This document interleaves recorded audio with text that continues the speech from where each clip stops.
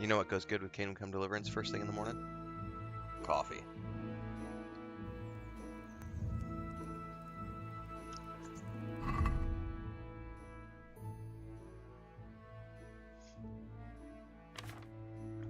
Alright, I should be all repaired.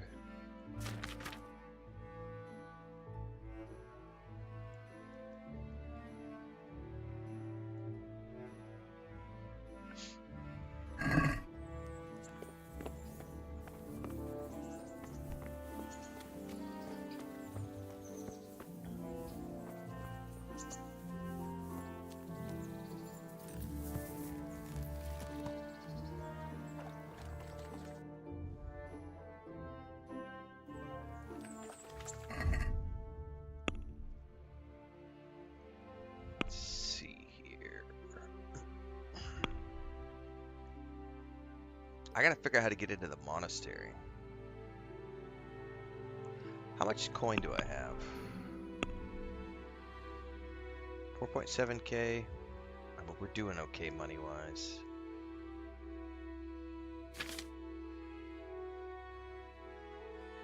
I probably should sell some of this stuff to the miller.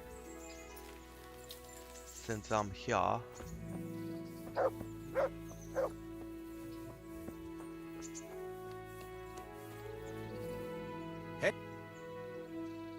Good health to you.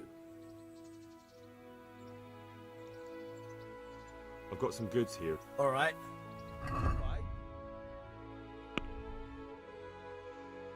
Okay.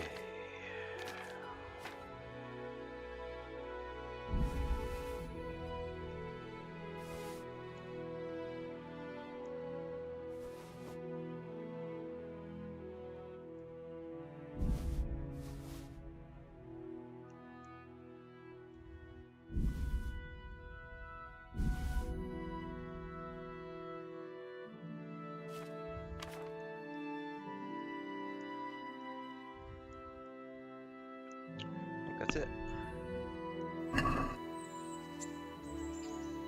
Can we do something about the price? Well, we can try it.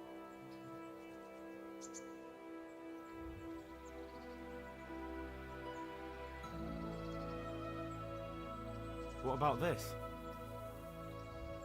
You won't convince me with that.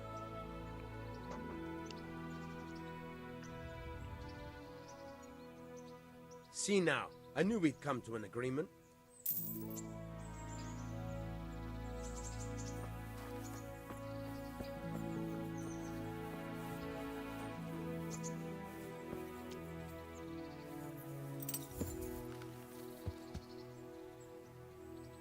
Oh, hang on, guys. I left a cat in the house, and my wife will get woken up. Hang on.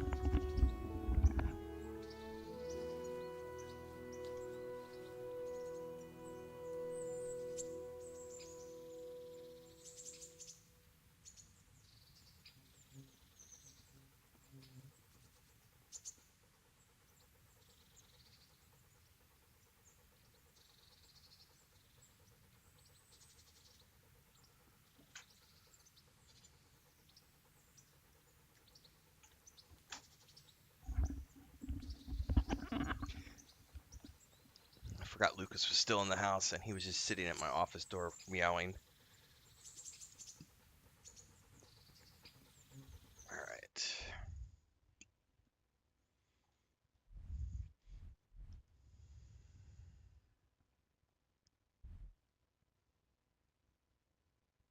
Talk to the young man who's supposed to enter the monastery. Okay.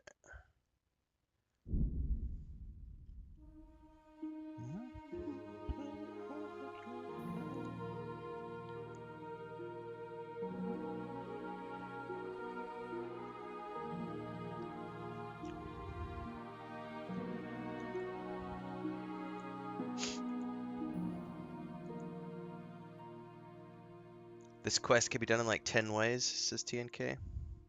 Nice.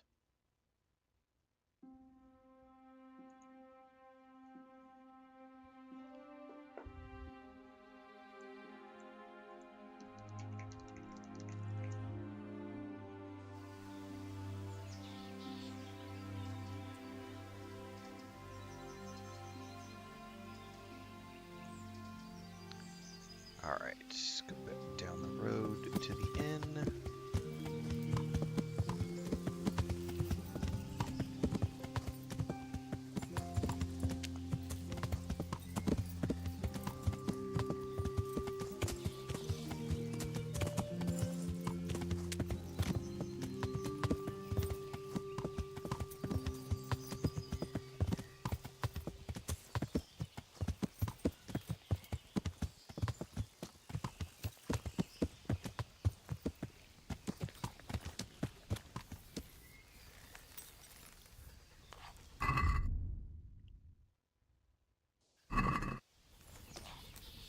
Gotta find a young monk.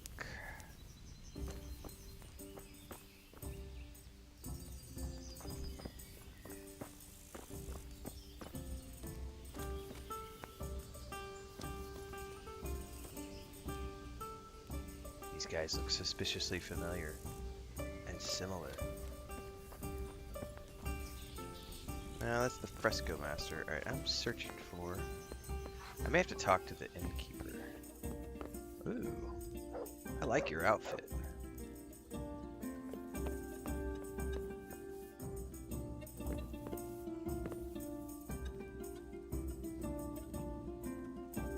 Who's Carl? God be with you. Are you Carl by any chance? I am. Why do you ask? I've heard that you're bound for the monastery. Oh, this is the guy. Yes, it's true. But I've convinced my faithful guardian, Manfred, to give me a few more days of freedom. Mind you, he won't let me visit the brothel, so instead I'm devoting those days to the demon drink. With whom do I have the honor of speaking? My name is Henry. This reminds me of Bethesda. Pleased to meet you, Henry. The way they don't look at you, the Bethesda jank of talking to a character where they're not looking at you.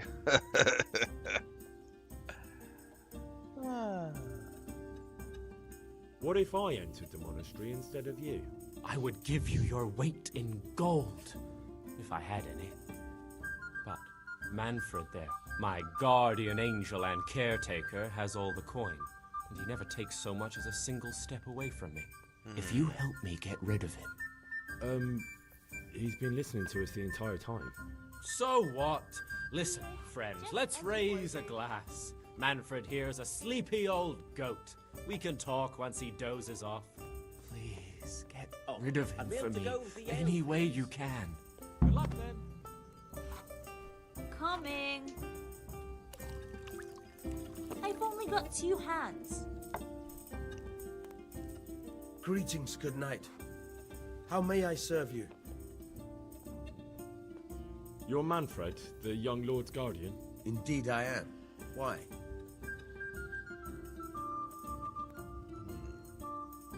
All right.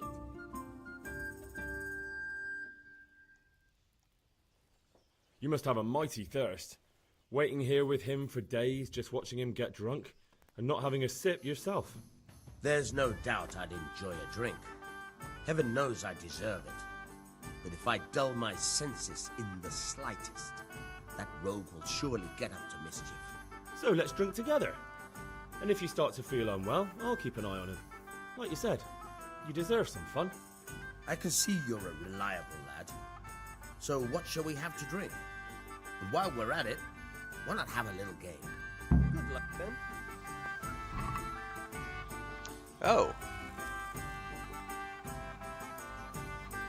The hope of falling on 3. Okay. I can actually use it. Are these loaded die?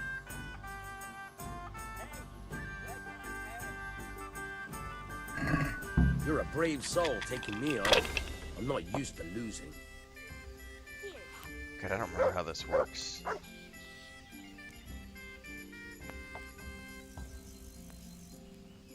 The best of hell. Here you are. Good help. I think. I'd like something to eat.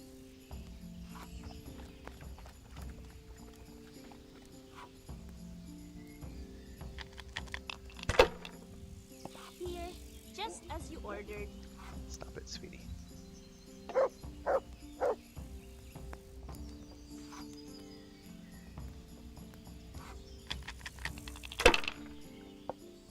Kitty cat, come on. This'll be the one.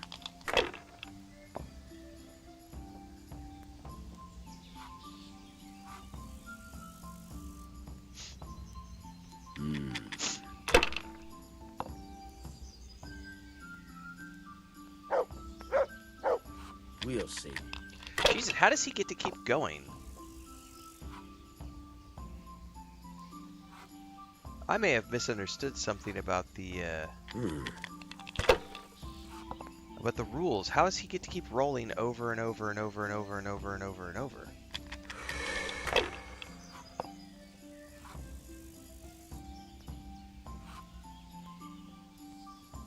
That'll do me. I'll have a bit. You're off to a good start. Pour me an ale.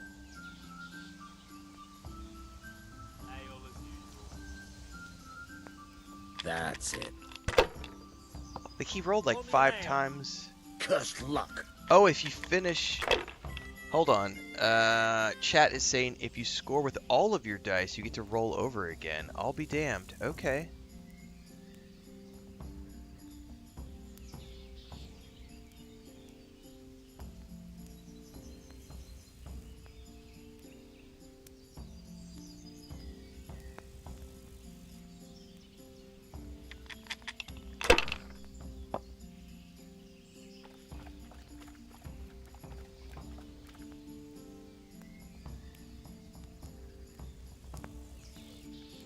I don't get anything for those. 600.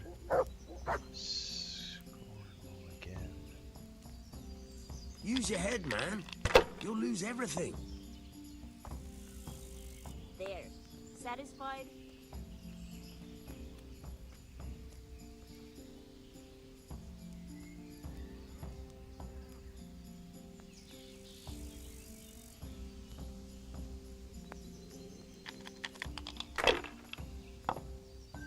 Over here. I'd like to order. This'll be the one. Thanks. Hey, I'm dying of thirst here. What's the hold up? Hey, ale, here.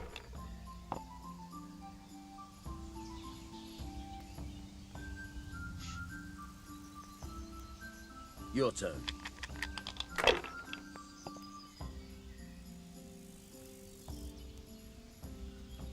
Oh, that's a straight, I think.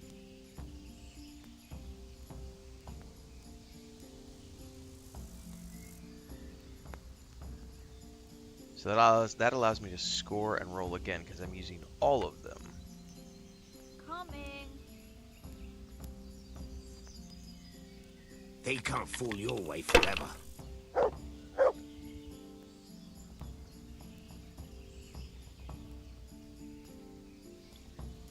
What do these mean if I get 4 of these?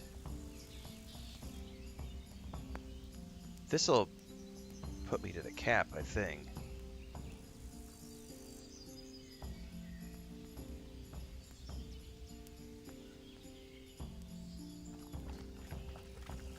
Over here. Good game. You deserve it. Here.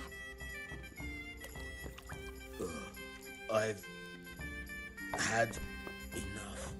And you said you wouldn't drink today. Silence. I'm going to sleep. Here. Here's a few coins. Have fun. Tomorrow, we're going to the monastery. Is that clear? Couldn't you give me more? This isn't even enough for a toothless whore. It's enough for beer. Good night.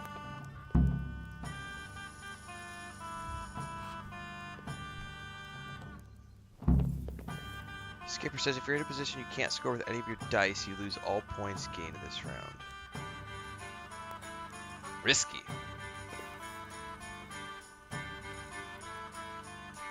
Yeah, Dribrom. Yeah, I wish you could wake him up.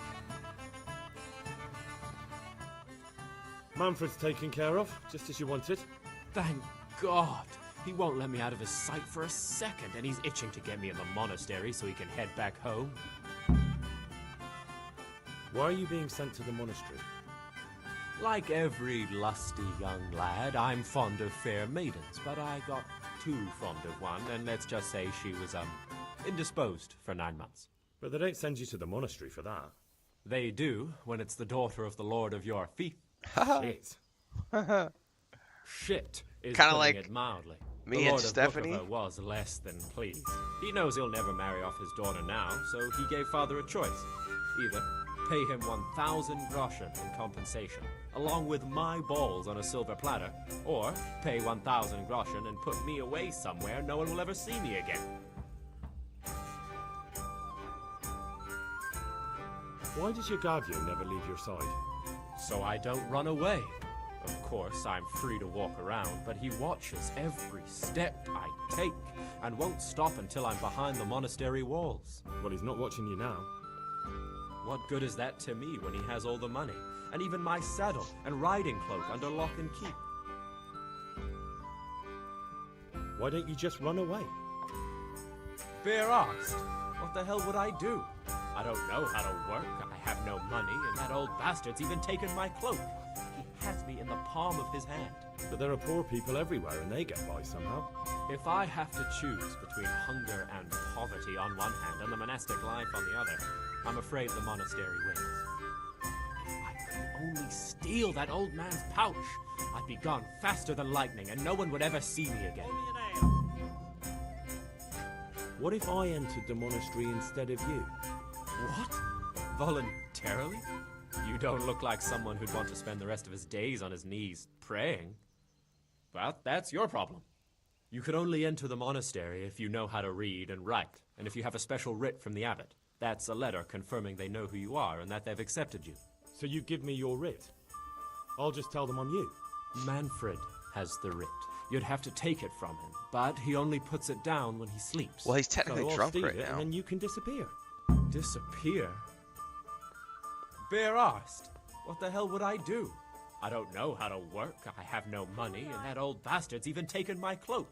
He has me in the palm of his hand. But there are poor people everywhere and Alright, they... yeah, we've if already I seen have this to line of choose- dialogue. That's all then. Certainly. I'll God be fetch it with you. right away. Alright, I need to find out where Manfred just went to.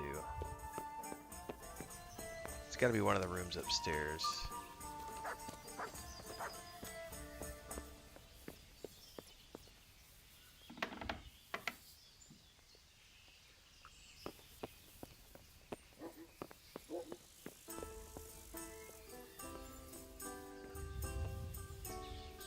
Alright, he should be well and sauced.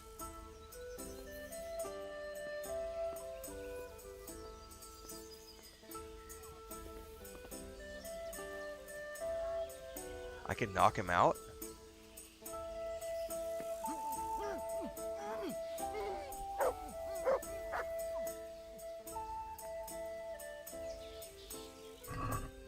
Ha ha ha!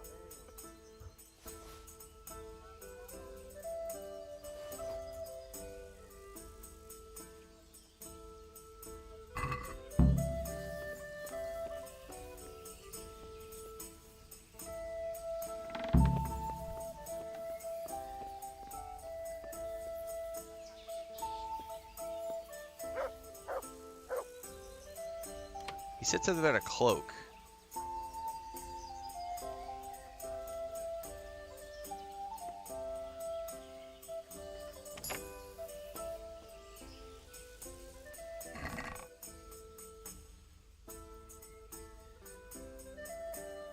I don't see a cloak anywhere.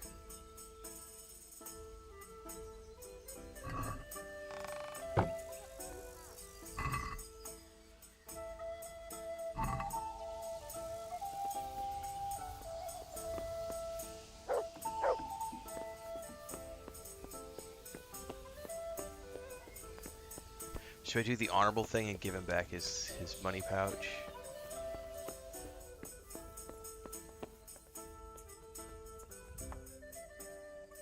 I've got what you need. Excellent. Give me the purse. You can do as you like with the writ.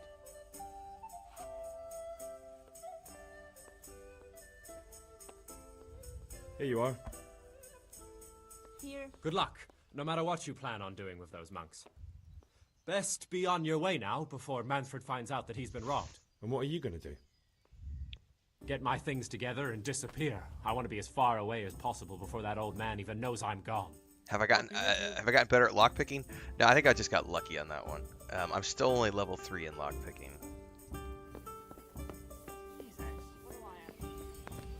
I should sleep and save here because I do have an inn room here.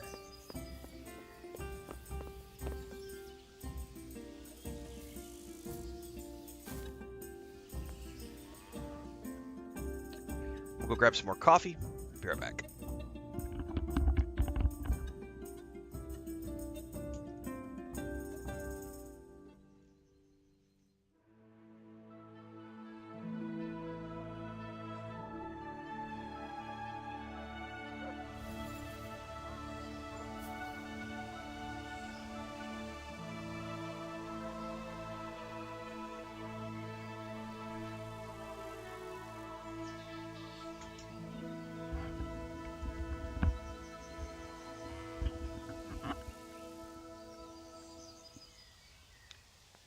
Okay.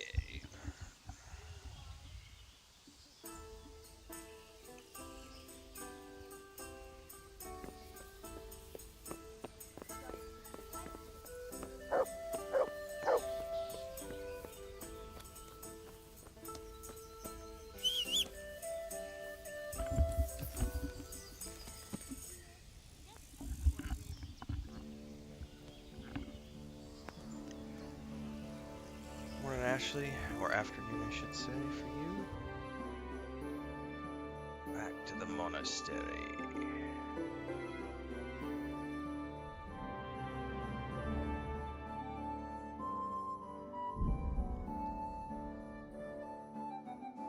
Oh, I forgot to...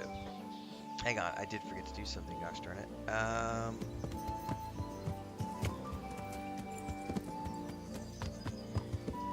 forgot to eat.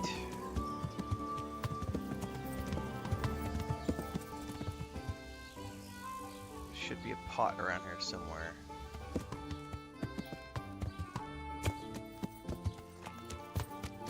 Oh, there's one right down there. Yeah, eating all the time like that leads to bad things, J Dilla.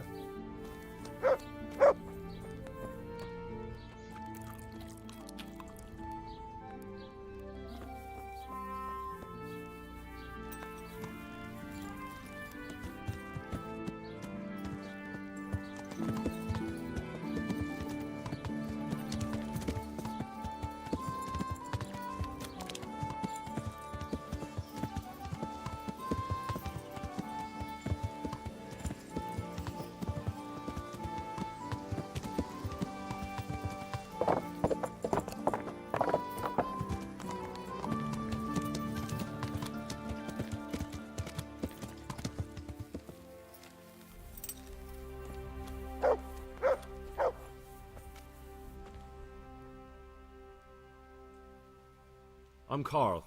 I'm supposed to enter as a novice. We expected you sooner.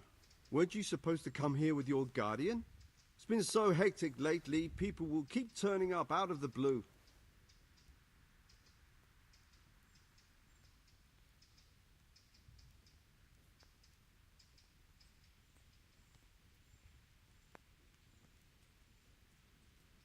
He gave me the papers and left me at the gate.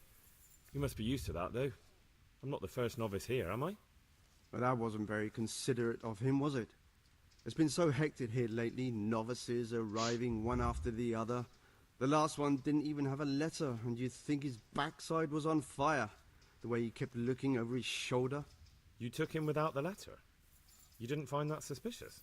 My guess is he wanted to hide from someone, but he's a priest and knows how things work in the monastery, so there was nothing to prevent him from being accepted, at least temporarily.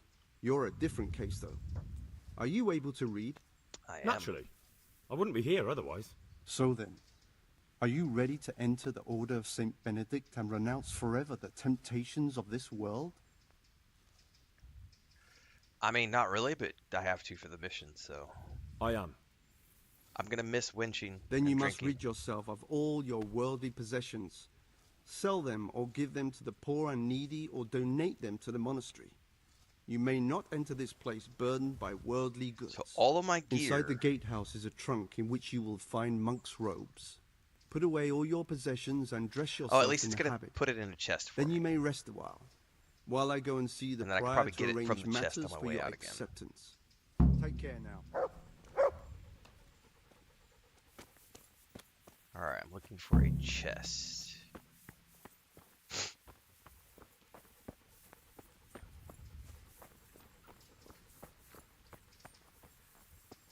So this is going to be like my room while I'm here. Strange feeling being without all of that.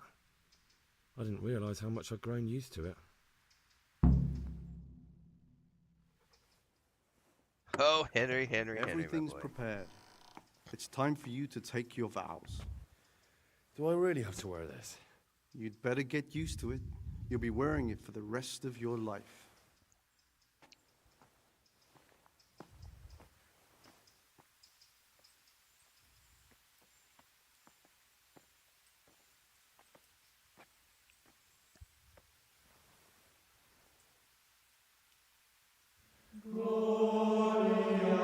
Speaking of Gregorian chants, like we were yesterday.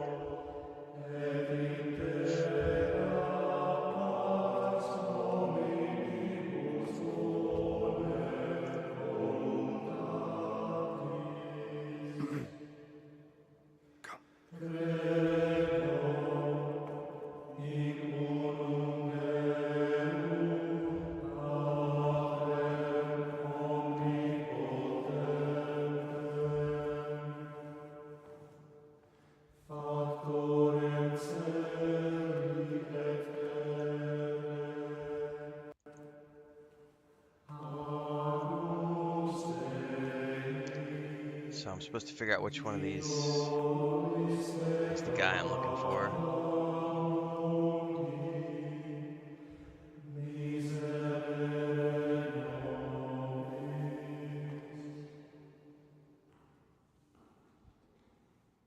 Brothers in Christ, we have gathered here today to welcome a new novice into our midst. Dear brother, forget your former life and embrace your new vocation in the community of the monks of St. Benedict. Opus Dei, obedientia, obprobria. The service of God, obedience, and endurance of all discomfort. These are the cornerstones and succor of our order, which on this day shall become your own. Suscipe me, Domine, secundum eloquium tuum et vivam. Et non confundas me ab expectatione mea.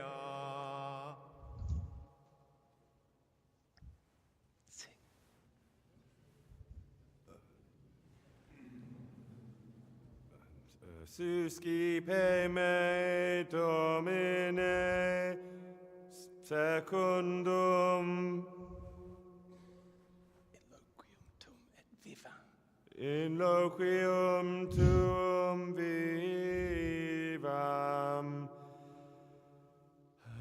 et non confundas. I'd be screwed if I had to try to sing this. Ab expectatione me.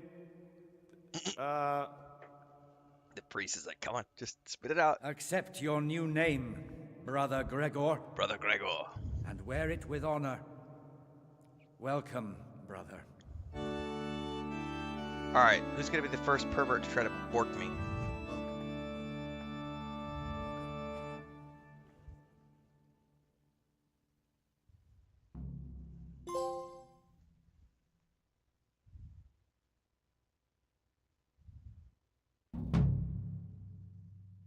Welcome, brother. I am Antonius, a novice like you. I've been instructed to guide you around the monastery and tell you what you can expect and what your duties will be.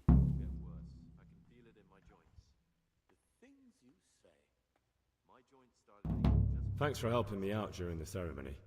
I had no idea what I was supposed to do. You don't know Latin, do you?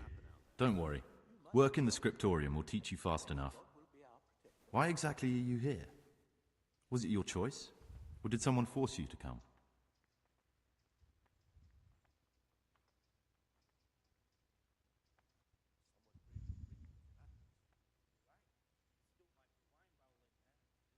I'm being punished. If it were up to me, I'd still be spending my days in taverns and my nights with whores. I don't envy you. Unfortunately, you're here for the rest of your life.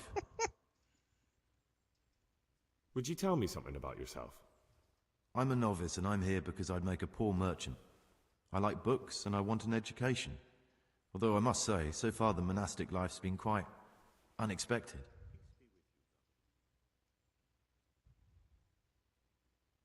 Let's go then. Good. But before we do, here's a letter directly from the prior telling you all your regular duties from tomorrow onwards. Make sure to read it this evening, so you know how things work. Right, we can go now. Follow me closely. I'll explain everything as we go. Remember one word: discipline. It's your job to work and pray. You serve the Lord now, not your own bodily needs.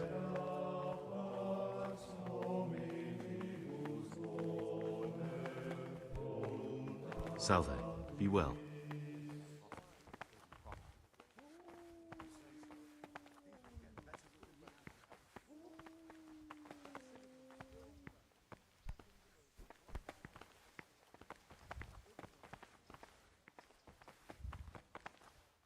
This is the way to the dormitory, where we all sleep.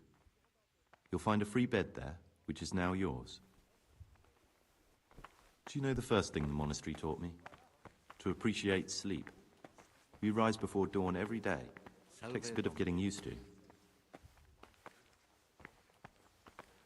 Okay.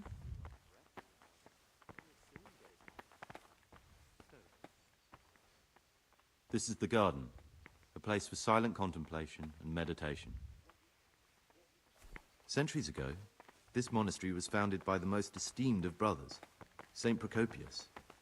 His earthly remains can be found in a cave under the monastery, and his spirit wanders the corridors at night, punishing any misbehaving novices. So beware. Here are the frattery and scriptorium, together with the library. These are the places where we work. Ora et labora. Pray and work. As a novice, you must always listen to your superior brethren, and above us monks are the prior and the cicatas, who punish every infraction. You'll know them by the canes they carry. Do what they say. I want to pause for a second. It is really interesting to me because Latin is a root language, right? So, ora et labora, I think is what he just said. Pray and work. So I'm thinking of both English and Spanish, because I happen to speak both of those languages, have variations of that word. Ora, oration, to pray, and in Spanish it's oración. It's just a different pronunciation of the exact same word, oration, oración, to pray. And then to labor, in English it's labor, but in Spanish it's laborear, I believe. So we still have from the root words. It's fascinating stuff, man. This is the refectory, where we come together to What's eat. up, Transcend? During meals, you must be silent. Only one brother reads aloud from the Rule of Saint Benedict. The rule is the only law we recognize, with the exception of those from God himself. If you break any of its precepts, expect a swift punishment. But I've already told you about the circuitous.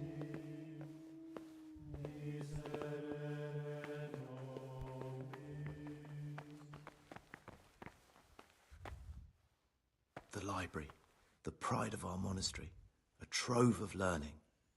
We don't just read books here, we also copy them. You too will learn how. And that's all. Today you are still free from duty, but tomorrow you begin work like the others. If you need anything, ask any of the brothers. We'll be glad to help you. And I recommend you get to know the other novices. You already know me. Then there is Siskin, Yodok, and Lucas. Thanks for showing me around. There's a lot to learn here.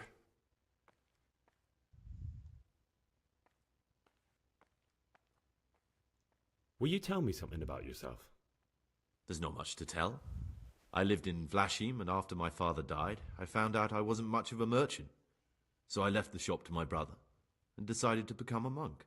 It's peaceful here. There's food and lots of time to read. So you chose to come here?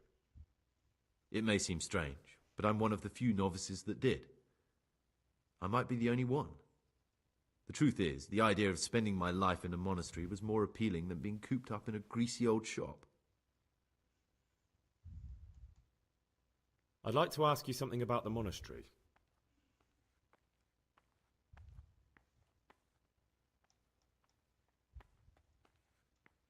Are there any rifts between the brothers? Yes. From the moment talk began about electing a new abbot, it's been like a hornet's nest here. Strange you haven't noticed. Oh, I just got here. How would I have noticed? Tell me something about electing the abbot. Abbot Peter is old. When he dies, they'll have to select a new abbot from amongst the brethren. The candidates are John and Nevlas. And if you ask me for my opinion, Nevlas is definitely the right man. Unfortunately, no one cares about my opinion because novices get no say.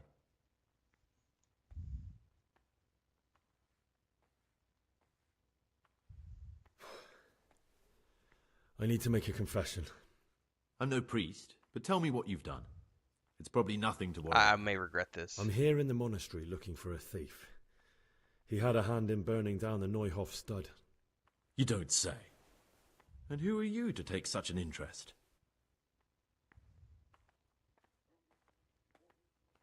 That's not important.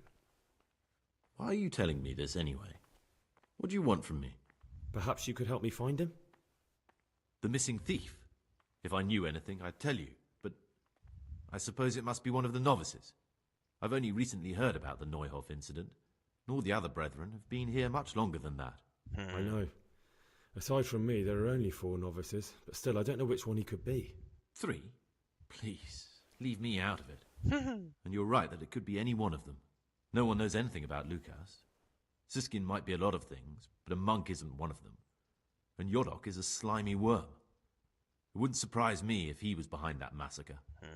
Actually, the more I think about it, the less I like that Yodok. He's a treacherous rat who'd do anything to get in someone's good books. The thought of Yodok at Neuhof sends chills up my spine.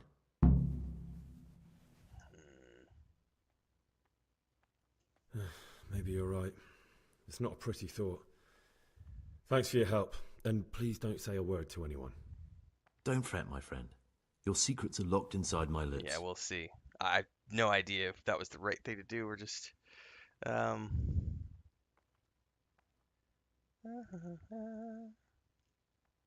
It occurred to me you might be the man to ask. I'm looking for some lockpicks. Do you know anyone in the monastery who could around? I help? wanted to see if he was suspicious or not. Lockpicks? You surprise me, brother. And you, a nobleman's son. But you could ask Brother Salarius. They say he used to be a thief.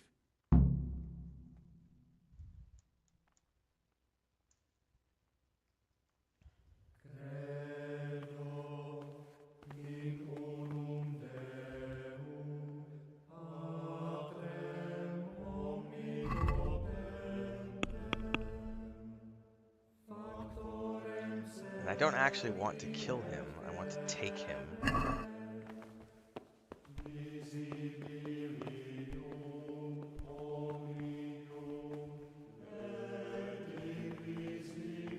Let's see here.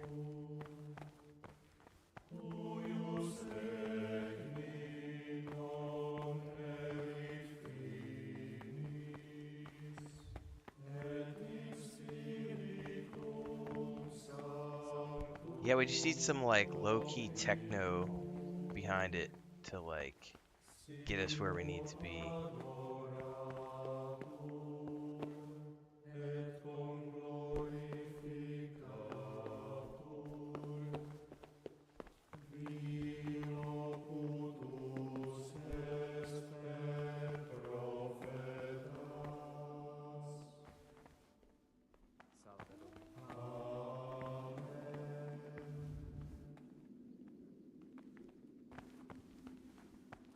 Shit, I'm trespassing. Hang on, how am I thought the beds were down here, and maybe they're upstairs.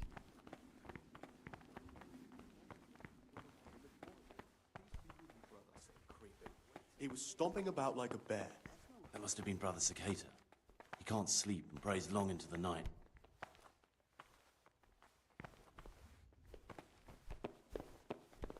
I read one of the manuscripts copied by one of the novices.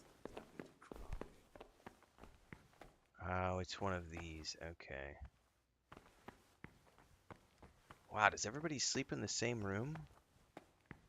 So if I get buggered in the middle of the night, it's going to be public.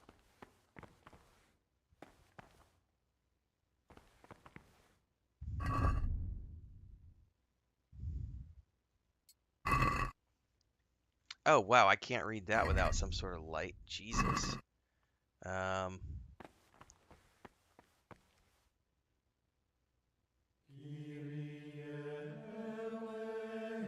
Destiny is all. Brother novices, the following schedule describes daily activities you'll attend to in your first years in the monastery. 3 a.m. start of the day. Jesus, they get up earlier than I do.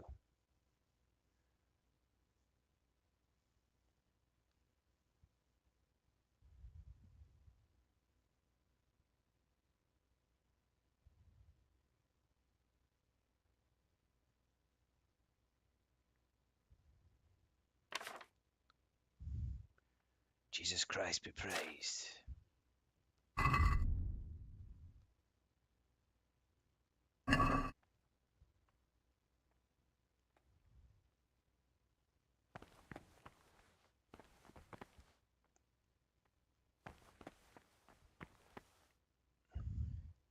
Man, I don't even have any torches. Like, I have nothing in my inventory whatsoever.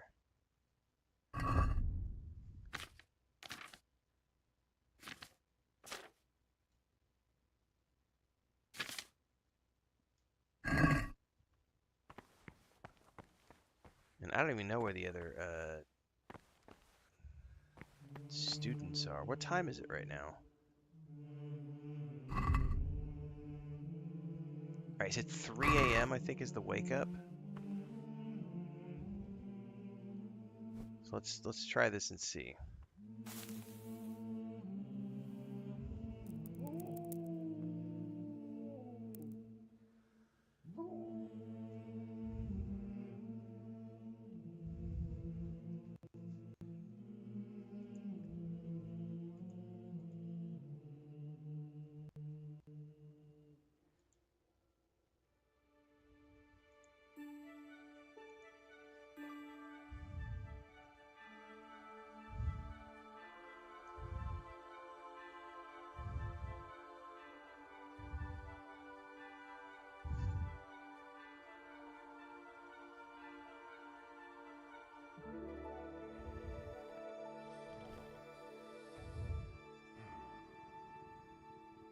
I can't see shit in here. Oh my goodness, does somebody have a torch? Here, get up.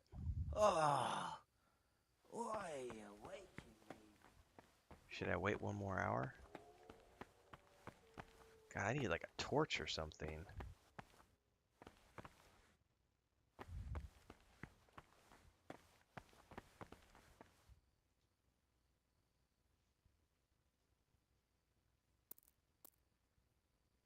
I shouldn't. I don't want to wait the whole hour though, because that'll be closer to 4 a.m.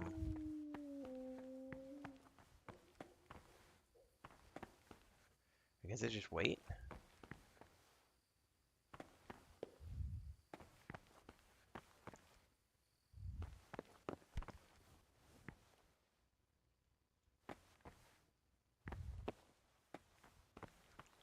Wish I could get like a lantern or a candle or something.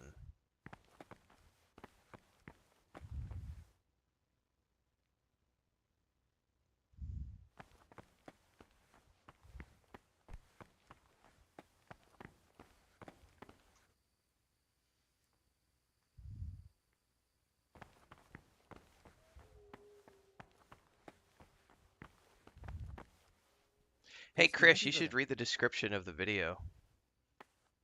That'll give you the answer you're looking for.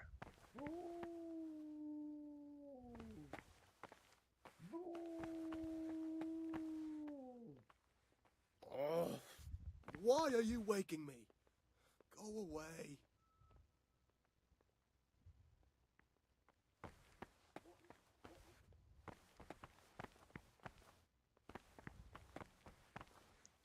Well, technically we're past 3 a.m. right now, and no one else is waking up.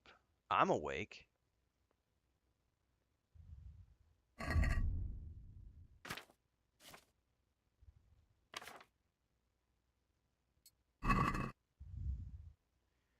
(3 a.m. start of the day, 4 a.m. morning prayer. So it's past 3 a.m. I'm awake. Some of the priests are up. I don't know where we go for the morning prayer.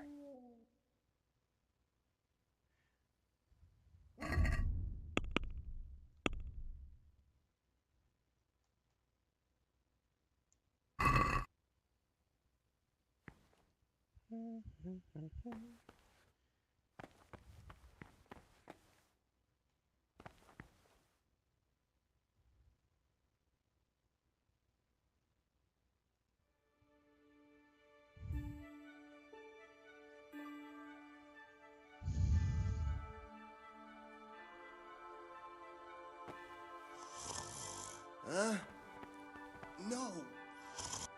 Seriously, it's supposed to be morning prayer at 4 a.m. and nobody's getting up? Why am I the only one awake? I don't want to bork the quest.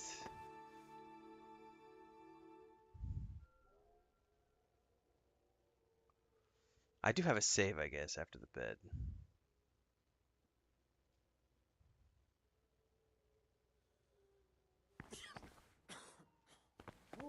It's like almost 4 a.m. and still no one is awake. Why are you waking me? Go away.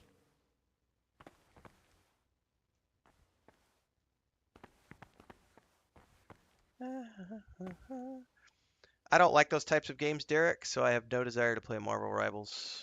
I don't get into competitive PvP type shit.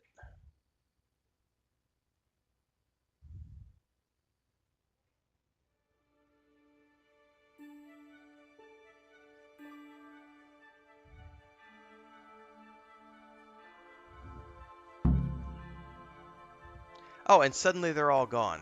Oh, Jesus.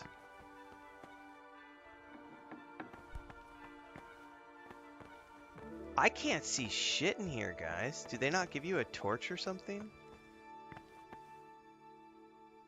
My name's Gregor, a novice. You can call me Siskin. Now, are you here of your own free will, or is this a punishment? Although, it's not important. Welcome to Purgatory. Did you say purgatory? You'll see soon enough. Soon enough. Will you tell me something about yourself? Look, nothing against you, but I prefer not to talk about my past. Are you hiding something? Why are you so reluctant to tell me anything about yourself? I'm hiding a lousy past that I'd rather forget.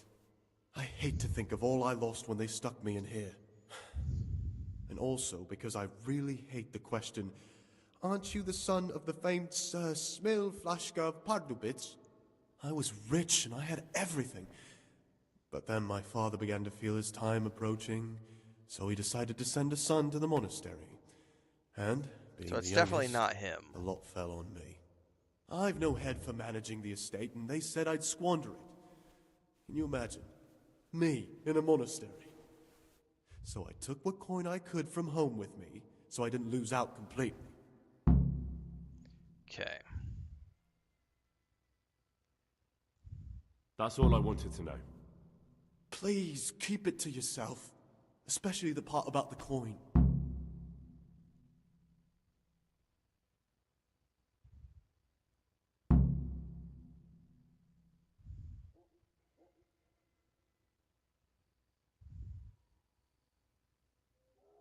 Oops, wrong button. So why? What did they just updated everything? Why?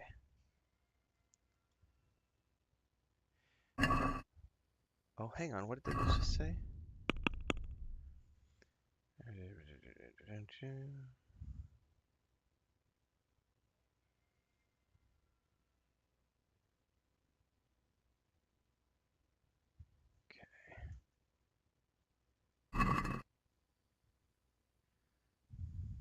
Ah, Gregor, talk to me. There's something I should tell you. Something you won't be happy to hear. I'm here to find someone and, well, to do away with him. But listen, it's not murder. Not when it's a man like him. He's one of the brigands who burned down Neuhof. He doesn't deserve to live. What's he You doing must here? be new here, Derek. And who are you? They call him Pious because he used to be a priest. When he found out a lot of people were after him, he hid away here. And as you can see, escaped suspicion. They sent me here to find him and bring him to justice. He's one of the novices. So we have one outlaw and one assassin in our midst. This place is a lot more exciting than I expected. Do you know who it is? Well, that's just it.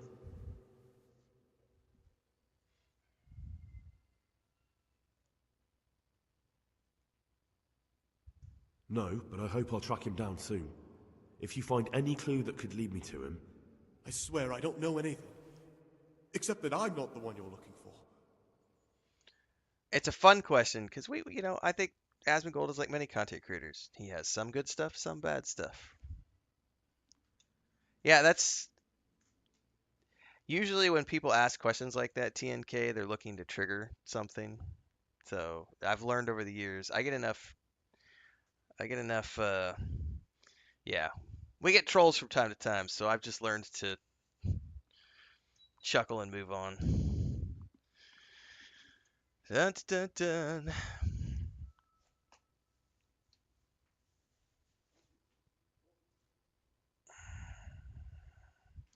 Because some people want to say things like, Asmongold's a chode!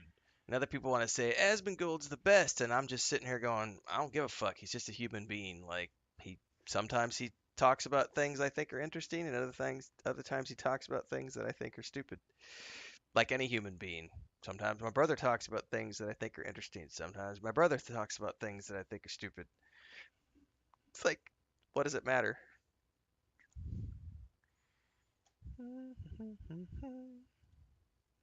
It could be Antonius? Antonius? He's a fine fellow. No, it can't be him. Although, you never know what's hiding beneath a man's skin. See how hard it is? It could be anyone, and at the same time, nobody in particular. Alright. I won't tell you more, and I'd like you to keep silent about Well, this I know too. for sure it's not this You're guy. talking about killing in the monastery. I really should report it. Would you do that? I have a feeling you wouldn't.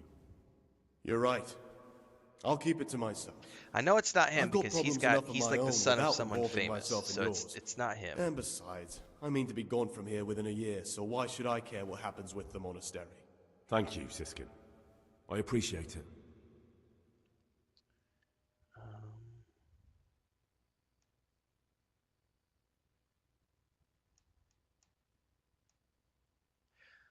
I probably should go make it to prayer, otherwise I'm gonna get in trouble.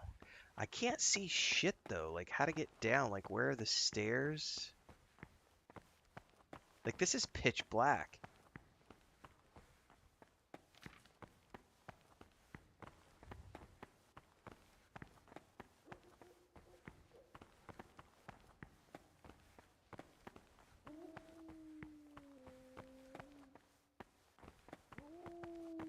Like, I'm gonna have to, like, seriously, I don't know how the hell... Can I just jump over?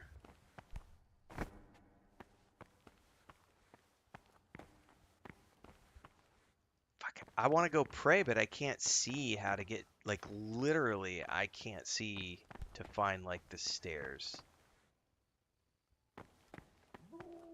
There's nothing there, there's nothing there. It's got to be something right here, but I can't, like...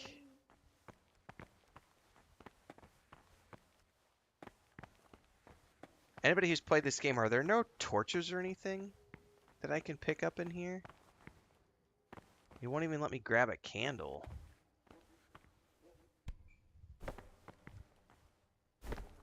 I'm not allowed to have anything in my inventory, Dribrom, because when I joined the monastery, they made me put everything in a chest. So I was forced to give up all my worldly possessions.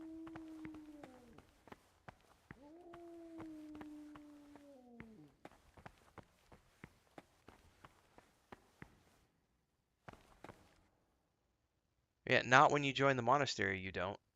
The monastery makes you put everything into the... Like, I have nothing.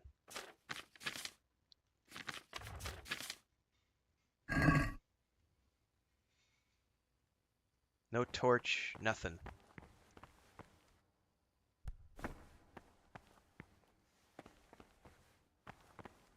Ashley says, go back into the room with the beds. There's stairs, though.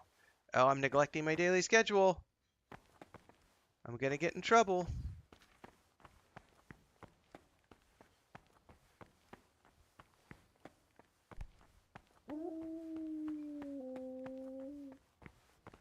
I don't see any stairs in here either. Alright, this is gonna be a pressure point for me. Aha! I'm probably already in trouble. If I'm already in trouble, I'm gonna have to reload my save. Nope, nope, nope. It's not there. Because I had a save after I am.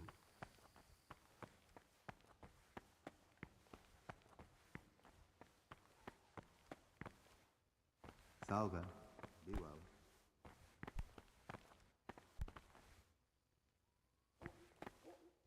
How do I pray here, I wonder?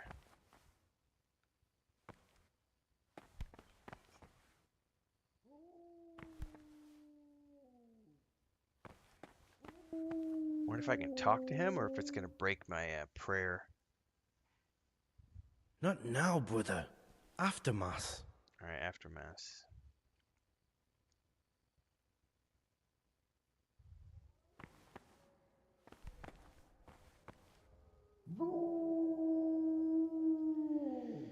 Alright, let's check my schedule again, because I don't remember. Poor Mutt, he's all upset that I'm inside the monastery. He doesn't understand what's going on.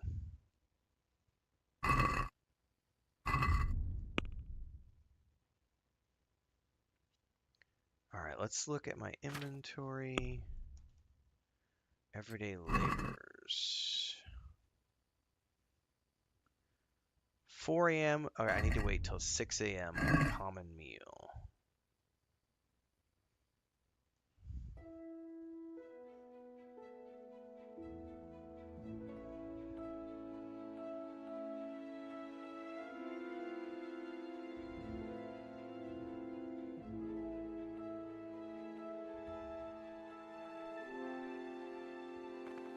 Oh, cancel, cancel, cancel. They all of a sudden started moving, I think.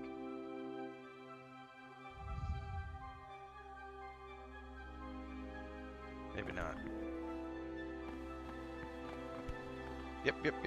Alright, you're gonna move. Let me talk to you. Greetings, brother. I'm Gregor, and I'm new here. Greetings to you, brother. I'm Yodok, the oldest of the novices. I hope you'll like it here in the monastery and that you won't get into trouble. Trouble?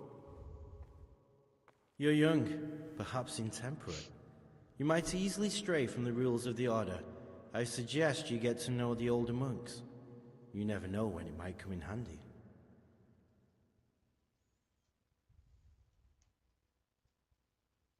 Can you tell me something about yourself?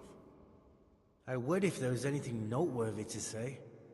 But I'm just the ordinary son of a landowner, now a monk. There's nothing in my past, present, or future that anyone could find interesting. Why did you join the monastery? Because it was better than living in poverty. As the youngest son, I'm not entitled to inherit my father's estate, but he was kind enough to sell off some cattle and send me here. And you know what? I'm glad to be here. It's better than mucking out manure.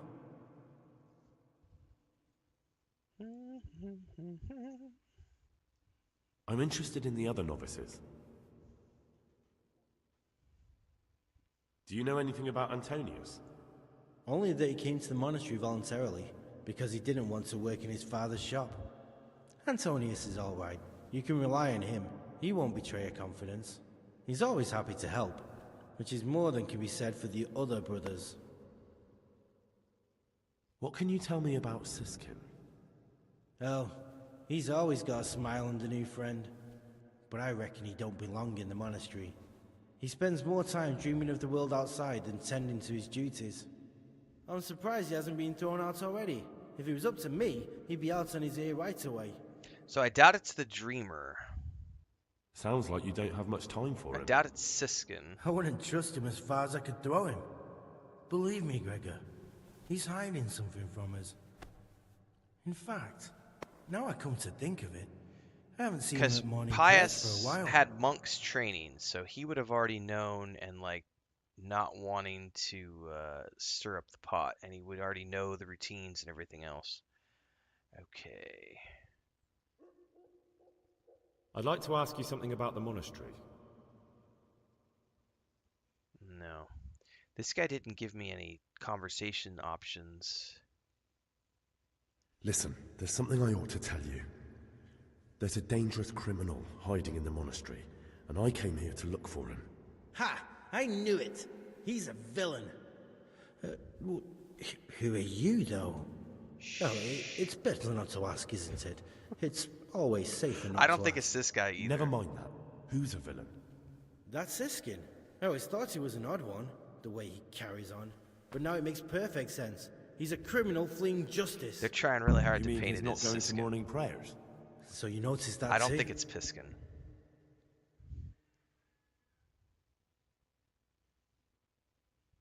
Ah, you've got the wrong end of the stick. That has nothing to do with anything. You think so? He definitely acts like a criminal. Yeah, Who I need else to would it find be? Siskin and talk That's to what him, I'm but I'm trying to pretty sure find it's out. not Siskin. What are you going to do to that fellow once you find him? That's not your concern. You should talk to the Circators or the Prior about it. Not act on your own. Well, I don't think it's this guy. We haven't seen Siskin in a while. Alright, where's the breakfast hall?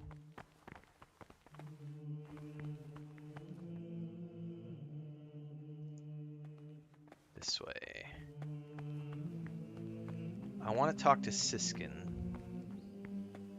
Shit. You're neglecting your daily schedule. How do I... Well, okay. Sup? I guess maybe I should walk with all these guys?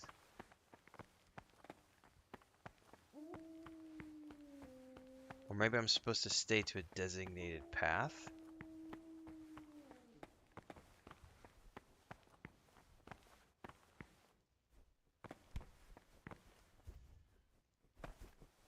Lucas? Siskin. Let's talk to Siskin. What would you like? The well-disposed and those of good Will you tell me something about yourself? Look, nothing against you, but I prefer not to talk about my Wait, boys. Siskin was the guy we already talked to. Never mind. Never mind. Never mind. So, Very well. Siskin was the son. Okay, Thank so you. it's not Siskin. I appreciate it. It's not Yodak. Knowing that it is written, I already talked to him. all is Okay, not hold up. So corrected it's with not words. Siskin. And It's again, Lucas. beat your son I'm Gregor, with rod, a novice. and you will deliver his I saw soul you at the ceremony. death. I know. It was hard not to notice you. And you are? On the spirit of silence. Lucas, also a novice. Don't get upset, but I don't want to talk to you. I'm happiest alone. Why are you happiest alone? I have set a guard to my mouth. I was mute and was humbled and kept silence even from good things. I'd like to know something about the other novices. I don't know much, but ask away. To refrain even from good speech. So much the What can you more tell me about Siskin? It's not Siskin. Not a lot. I don't know him. Actually, I don't know much about him at all. Except that he's not a stickler for Yeah, rules. it's not Siskin. I'm like convinced it's not Siskin. Okay. Do you know Pretty sure it's anything not about Yodak Yodak? either. For it is written, I don't. He doesn't like me, and he's on very friendly terms with the Circators. death and life That's about it. power of the tongue. For speaking and teaching belong to the master. Tell me about Antonius. Disciples' part is to be silent and I'd listen. like to, but there's nothing to tell. I've never spoken to him. I've never asked about him. The humility and submission inspired Are you joking? Don't you know anyone at all here? Why should I? I'd have thought you might want to know who you'll be spending the rest of your life with. I definitely do. In fact, I probably already know more about them than you do. Don't get upset. I'm sorry I can't tell you more. I just haven't felt This like guy's getting kind to of know sus because anyone. maybe he's so new that he doesn't know anybody. He ought to govern his disciples with a twofold teaching. Will you tell me something about He yourself? should show them all that is good Guy, and holy. there's nothing I can tell you. I mean, where you're from, what sort of life you had before, that sort of thing. I'm a novice, and my monastic name is Lucas. Nothing else matters. By his actions for those of harder hearts and Come on. ruder minds. Is there really nothing at all you can tell me? Always remember what he Could, but I don't want to. I'm sorry. I want to stay focused on work and prayer, not on who I once was. I never will be again. What has been isn't important for us. We cast the past aside when we walked through the monastery gates and took our oath. Never forget that. He seems like I would think that Pious is someone who's going to be better with words, unless this is a great big red herring. I just don't think it's this guy, because this guy seems legitimately like I don't want to think about my past life. I feel like I may have made a mistake revealing to Antonius, because I'm starting to wonder about Antonius, because everybody else has had like legitimate, and Antonius was super smooth. The fool is not like, corrected with words. Am I missing conversations? That was Yodick. Ah, Gregor. Talk to me. The rule of Saint Benedict. Readings on the I'd be interested to hear what you think about the other novices. Because he's just so smooth. I'm interested in Lucas. No one knows much about him. He doesn't talk to anyone. He works, eats, sleeps, then does it all again the next day. It's as if he wanted to get it all over with as soon as possible. By it, I mean his entire life. And he knew, like, he already knew the routine. What about Yodok? And he was Pious was Beyond a priest good terms before, with right? him. If you show even the slightest hint you don't like him, he'll make your life hell. He's a slimy little pedant who'll rat you out to the superiors. Once he finishes his novitiate, I imagine he'll want to climb his way up the ladder to at least Sir Cater. He's a man who enjoys ordering others around. What can you tell me about Siskin? That there's no man alive less suitable for the monastic life than him. You don't know young Lord Capon. I've heard things. Siskin must have been like him, fighting, drinking, fornicating, but then he ended up in here.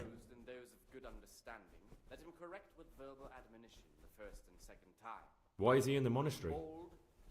No one knows. Maybe he's hiding from something, or maybe he's being punished. Do you think he has a secret? Don't we all? But unlike the others, he absolutely refuses to speak about his life before the monastery. No, I got him to talk to me about his life, so I know That's it's all not I wanted him. to know. I could swear this. I think it's this guy. That's all. Thanks.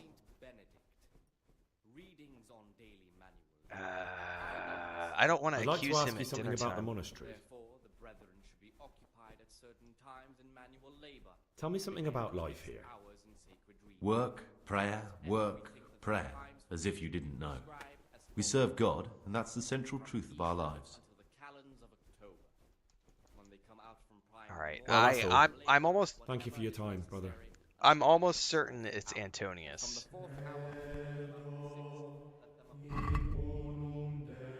I actually don't want to eat, but I don't want to confront him here in the middle of the dinner hall.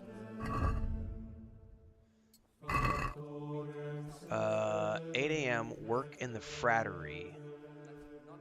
So I need to wait until 8 a.m. I'm gonna go grab some coffee. I'll be right back.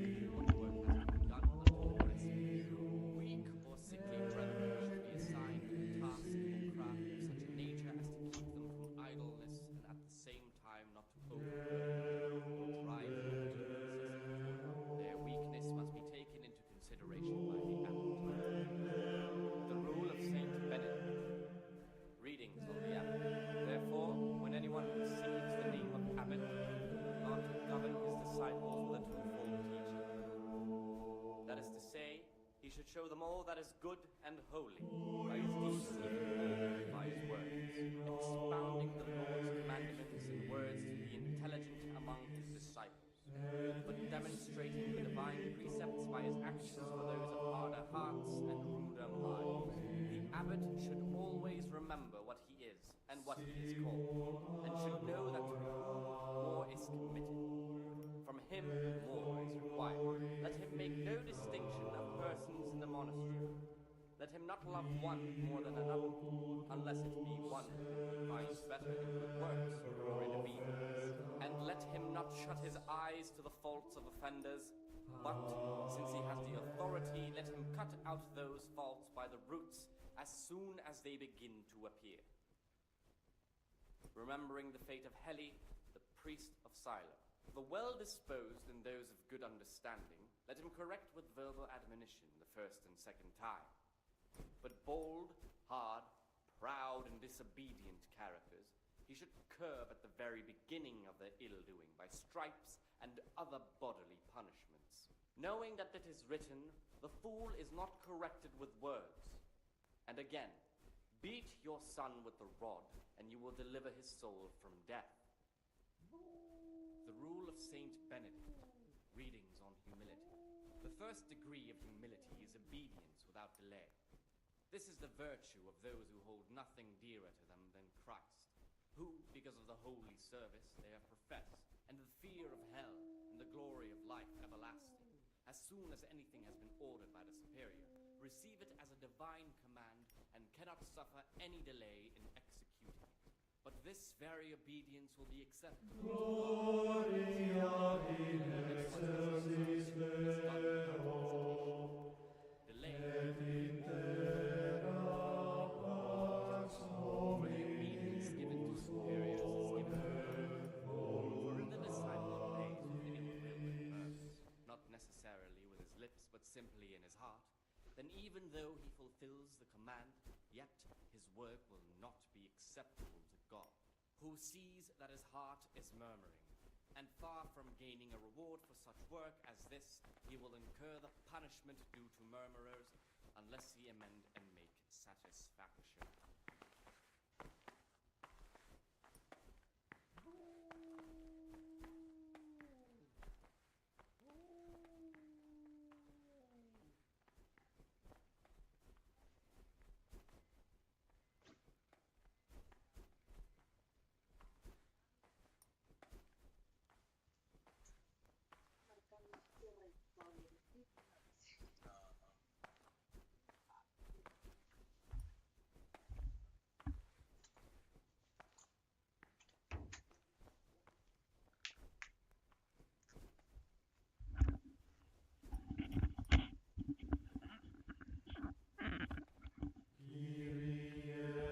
All right. Chris is up. I got the last of the coffee.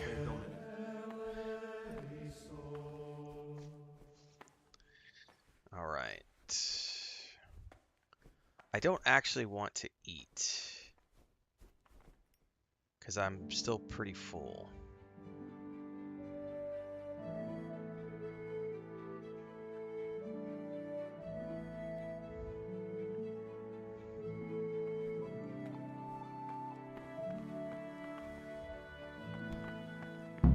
Brother, what are you doing here? Shouldn't you be working somewhere? Idle hands are the devil's workshop. I had other affairs that needed to be attended to immediately. It will never happen again. Brother. Did I get in trouble? I'm sorry, but I don't believe you.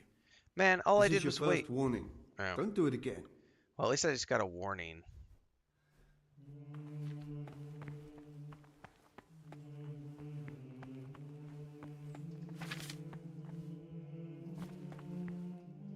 I'm supposed to talk to somebody about my duties for the day. I'm Gregor, a novice. I know. I saw you at the ceremony. My name is Nebulus, and I'm the provost here. I'm in charge of the monastery's property, as well as handling trade with the outside world. That means you get to leave the monastery? No, not at all. I just write lists and send them out.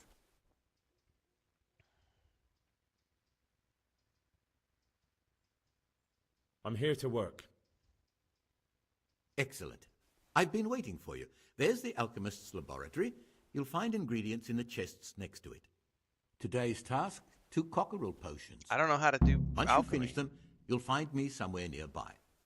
Don't forget to let me know when you're done so I can check them. I have no idea how to do alchemy.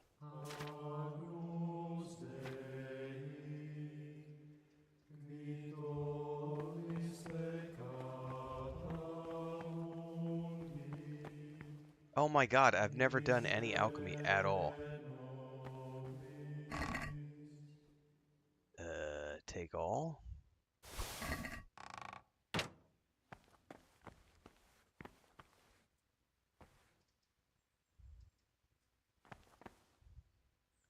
And I don't know where the other novices disappeared to, because they've been assigned different tasks, I guess. Oh, I have no idea what I'm doing here.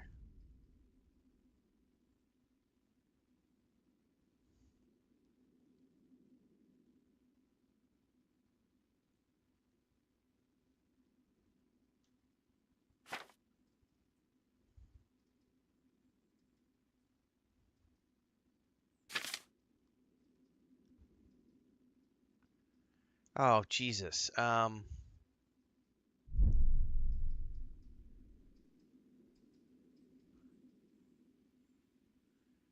It's not digestive potion.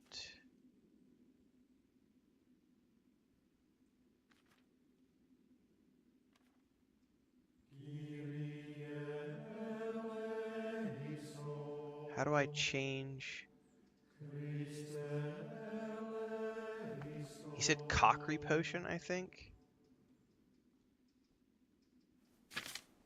Cockerel.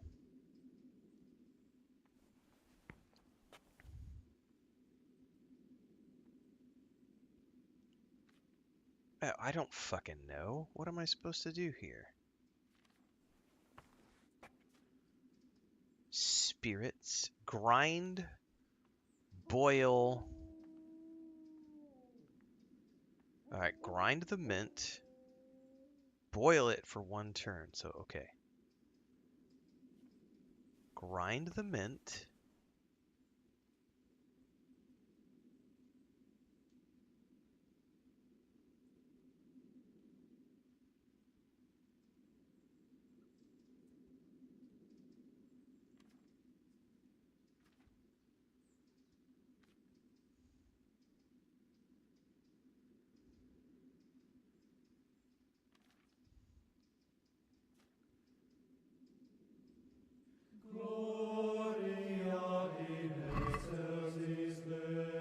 So it's already selected it.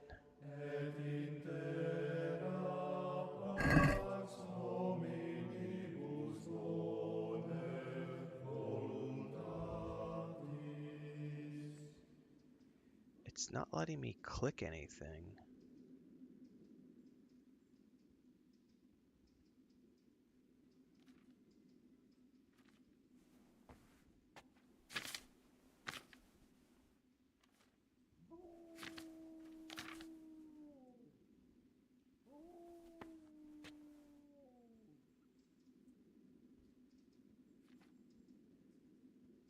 Yeah, it's not letting me click anything at all. Like, I'm hovering over pestle.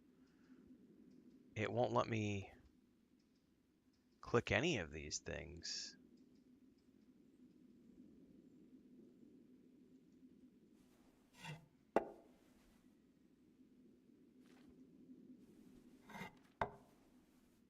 The only thing I can do is sandglass or bellows.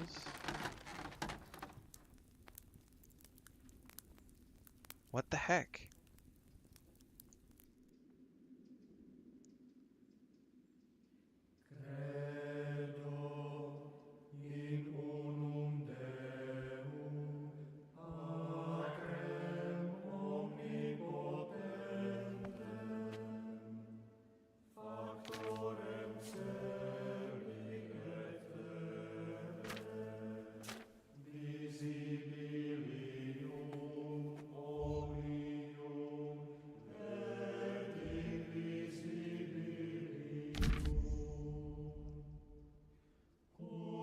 Hold X on the recipe. You set all the necessary ingredients straight onto the alchemy bench, which I did.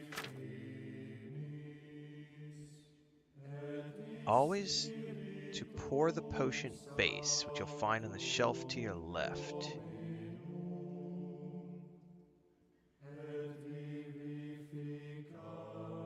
Add ingredients from the shelf on the right, then grind. Okay, hold up. Spirits. Okay, so hold up. So I need spirits.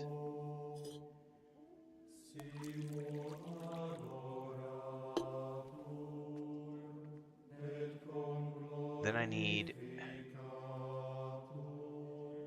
mint.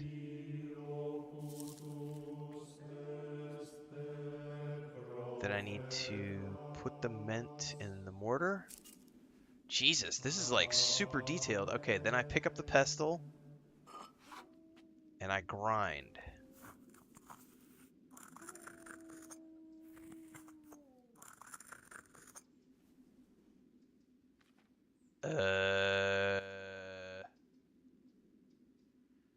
I'm assuming I put it in the dish.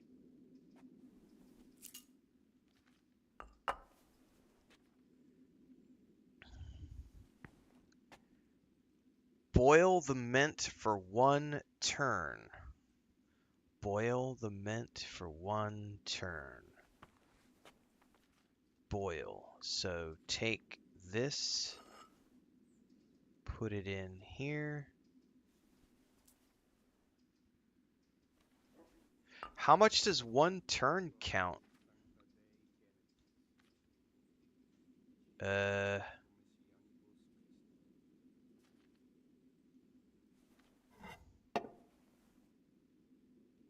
Okay.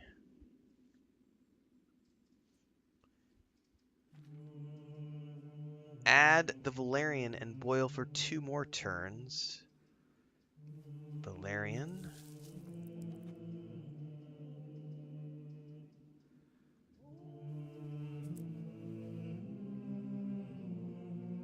It's just 1.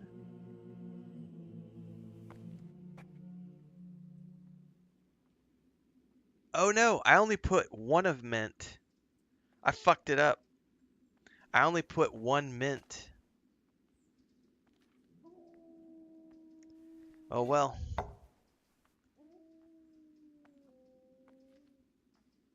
Oh wait, am I not boiling it? Okay, so I can do another mint. I can do another mint. Hold up. Fuck! I fucked it up. I fucked it up. How do I reset it? How do I reset it? Okay, yeah, exit, exit. Okay. Okay. I think I understand this now. I think. Okay. So, here's the recipe. Right here. Okay, so prepare everything. I need spirits.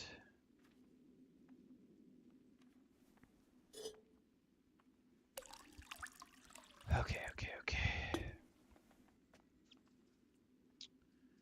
2 mints. So here's 1 mint. Can I do 2 mint at a time into the mortar, or only 1 mint at a time into the mortar?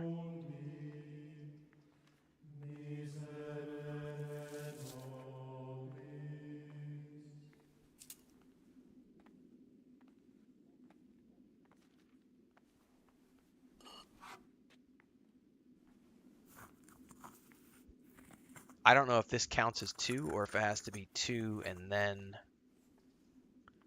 well, whatever. Put this straight into the cauldron.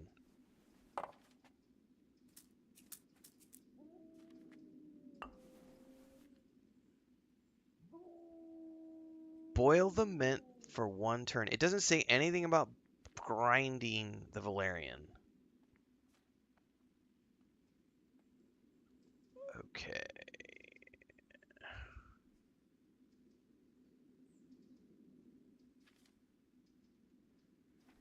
Bellows, and then 1 turn.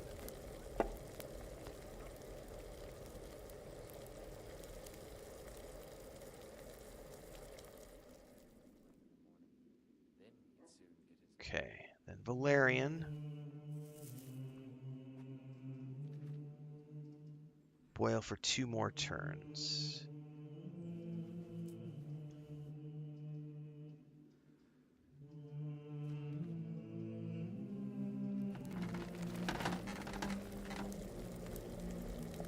1.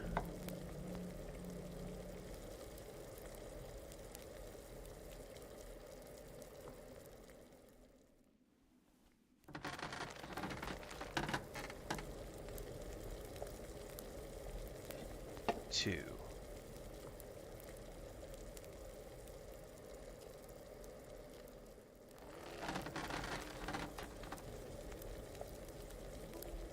Then I gotta distill it.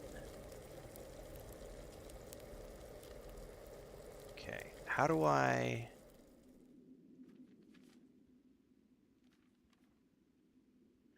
Oh, I could have done the sand glass just with the R2. Okay, how do I then get it out of the cauldron?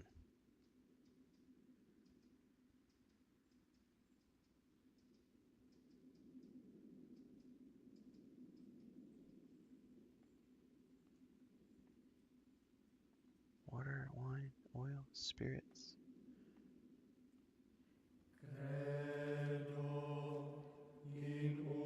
Oh, hang on, there's some bottles here.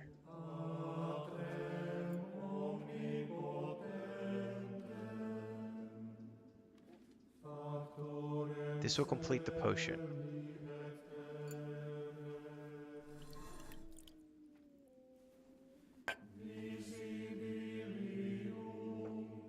Why am I clicking the bellows again?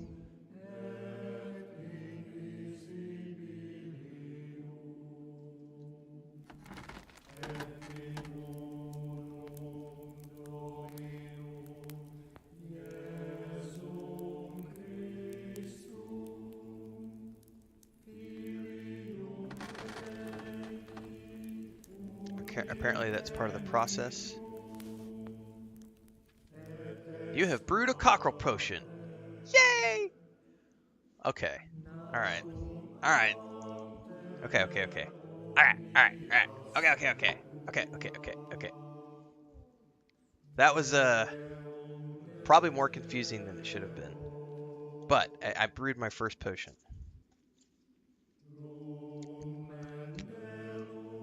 That's crazy complex.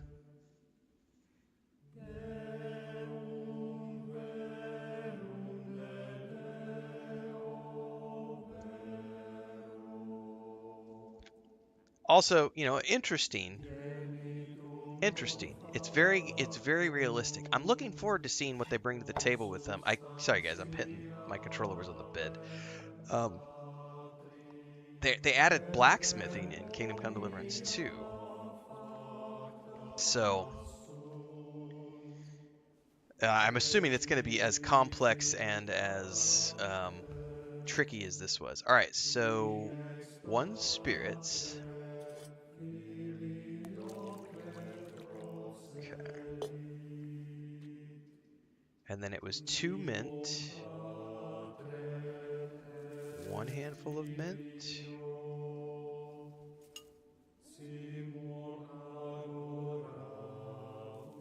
2 handfuls of mint. Grind. No, I did not do the Merhuda plague treatment. I let the priest do it, and then I didn't even give it to everybody. I was like, I couldn't find everybody, so I just I gave it to like 1 person and left. All right, put that in the cauldron. Then we brew for 1 turn. So we do the bellows, and we do the hourglass.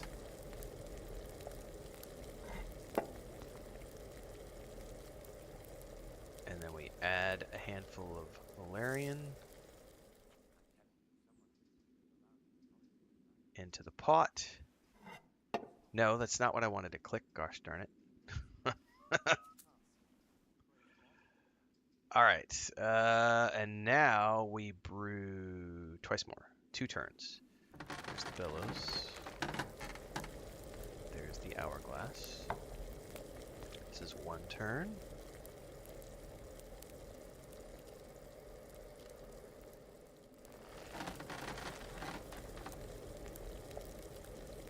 Two turns.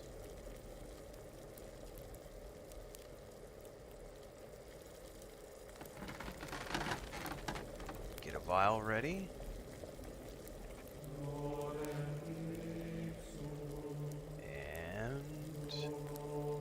still.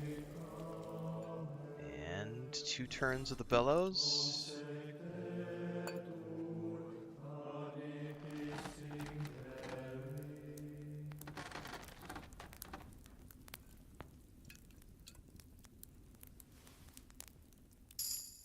I have reached a new level in alchemy. And I have made 2 cockerel potions for the priest.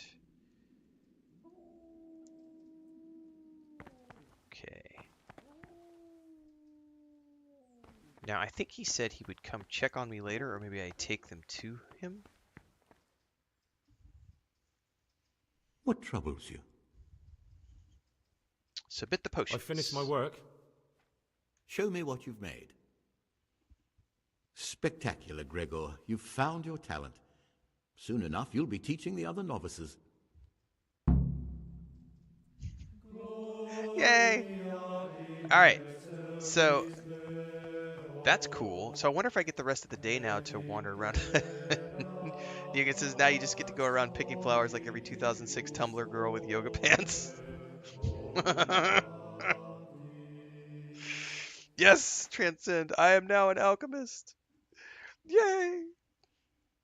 Alright, so that's pretty cool, which leads me to the next part of understanding, because I remember from previous sessions playing, people were telling me like alchemy is like the coolest thing in the game, and you could like once you learn how to read, you can learn more recipes, you can make your savor schnapps, all that other stuff.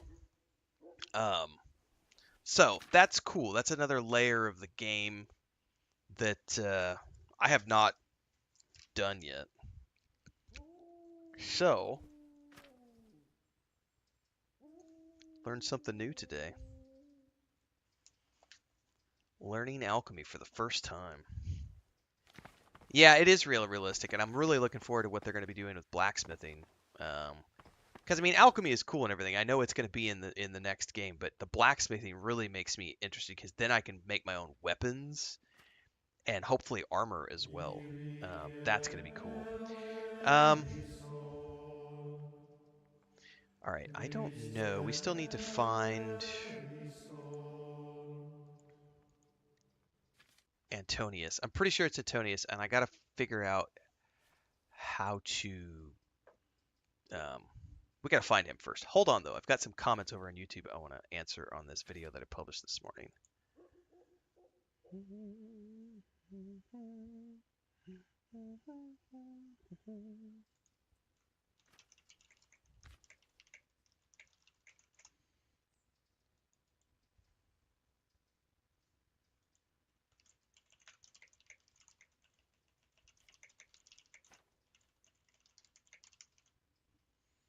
What's up, Deeks? By the way, guys, did you see that the Asmongold guy disappeared? Like, that was just somebody fishing for a... They were just fishing for a trolley response.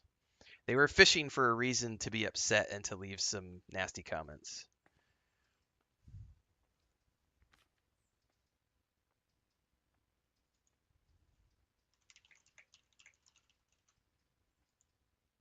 They're like, how dare you don't like PvP games?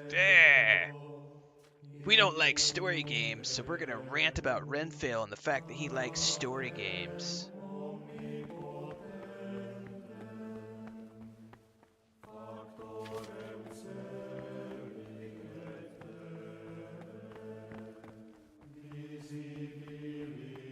I don't know where I'm supposed to be heading, by the way.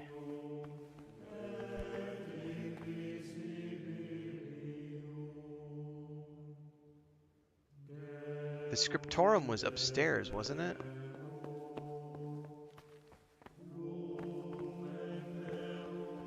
Yes.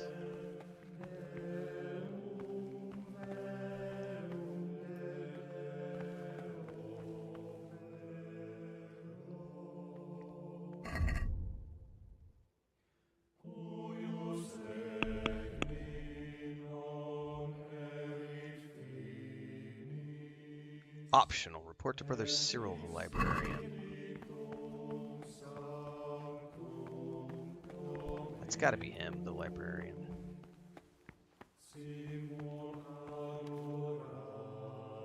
What would you like?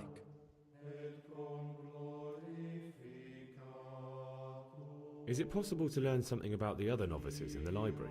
Only the abbot and the prior keep such records. And can I see them? No. The abbot writes and keeps his records in his chambers, and only he and the prior are permitted to read them. I'm here to work. Good. This is most likely the first time you've ever done this in your life. But it's easier than you think. Just a bit of practice and learning Latin.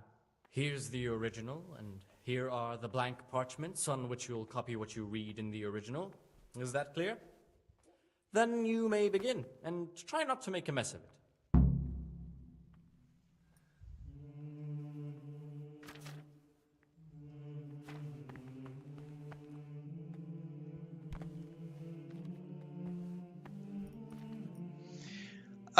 Neung says, I don't know what the deal is with Asmongold. I just know he's into politics and anti-gaming. He seems to have a consistent fan and hater. He used to be, so before his mom died, Asmongold was actually quite entertaining as a World of Warcraft content creator, and he used to do some really cool, like he would just sit out on his porch and talk about things. And he's much younger than I am. He's like 15 years younger than me. I think he's only like 30, right? Early 30s. So he's much younger. He's a millennial.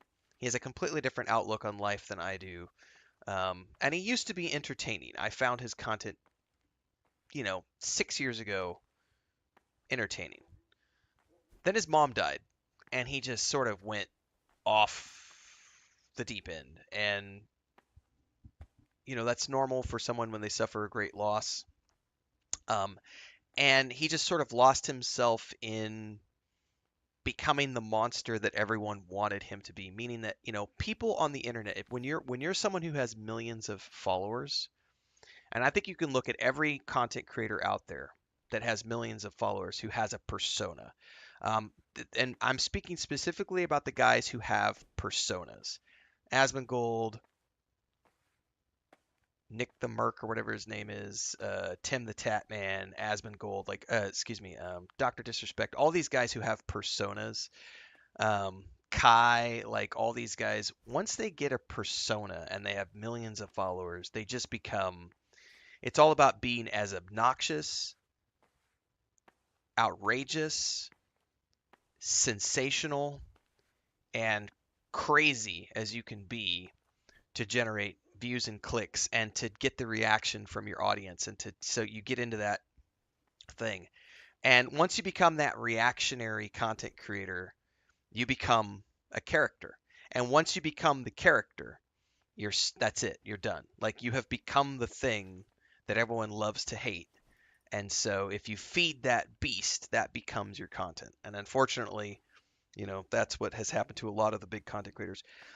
There are a few people, like, I think Carnage has done a pretty good job of keeping it real, but he's also, he's not without controversy either. But Carnage has always just been a person as opposed to a character, which is one of the reasons I sort of look at him as like someone who, if I can aspire to be a bigger content creator and streamer, who would I aspire to be? And he's younger than I am as well. I don't know of too many content creators who are older than I am. I'm sure there are out there, but I don't, I mostly just stick to my own shit. I don't watch a lot of people's streams. I'm not familiar with a ton of people. I know some. I've always stayed away from the character side of things and just focused on, and I think Devon said this earlier to the guy who was trying to be reactionary about Asmongold, like, we don't do politics and stuff here. We just focus on games. Like, I've tried very, very hard to just focus on, I'm just here to play games. Like, I will occasionally rant about subjects. And I will definitely play with trolls when they're here. We'll definitely give trolls their 10 minutes of fame, because that gets turned into content that I can use on TikTok and stuff. But for the most part, I just want to stick to games. Now, what does that mean for me? That means that it's hard for me to grow. I don't grow very quickly. My growth is very slow, and it's because there's nothing sensational here. And, occasionally I'll do things that lose me followers, don't gain me followers. Like, I did that video last month about wokeness in video games. Maybe that was a couple weeks back. The woke females in video games. We took a look at characters with shaved heads. Like, I lost a whole bunch of followers over that video because that offended people because they were like, no, you're wrong. Naughty Dog is woke. You know, how dare you say that Naughty Dog's not a woke company? How dare you defend Last of Us 2? And how dare you defend Dragon Age the Veilguard? How dare you defend BioWare? Like, how dare you defend The Witcher? Exactly. So that kind of stuff, you know, because I focus on having fun in video games and I'm not willing to be a sensationalist, you know, there are sacrifices you choose to make. Is there something new going around about Witcher 4, Thandar? Maybe when I get back from the supermarket later on today, I'll take a look at that. Maybe we'll put out a video. I haven't checked any of the news yesterday and today.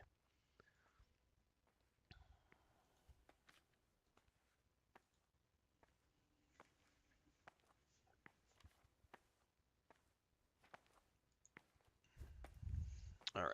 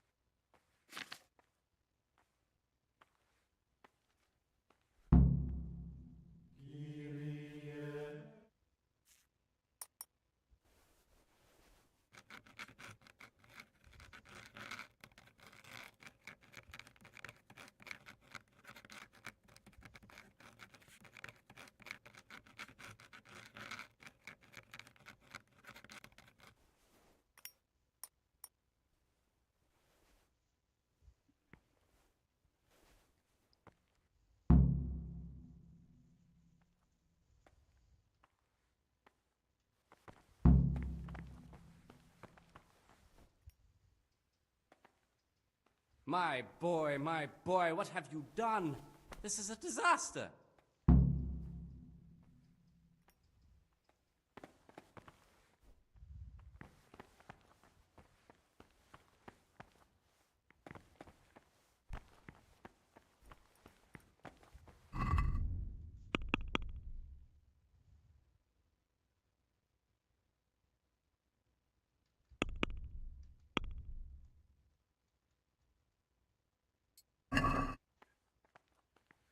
Salve, Domine. So I think I'm free until 4 p.m.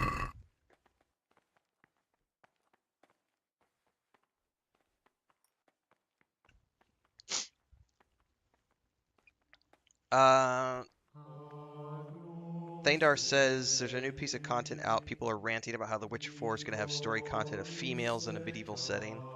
Oh my god. Yeah, we'll have to. I'll take a look at that. Maybe do a reaction video this afternoon when I get back from the store. First of all, it's not a medieval setting; it's a fantasy setting. So real world rules don't apply. Okay, if I leave here, it says I'm neglecting my schedule.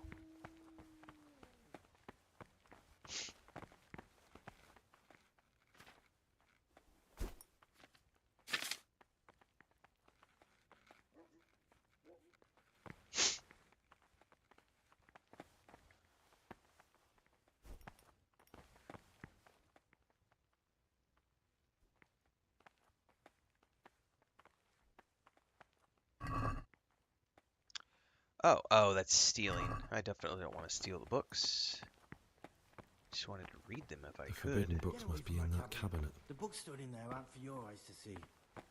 Oh, alright, so there's books in the cabinet I'm not supposed to take a look at. Okay.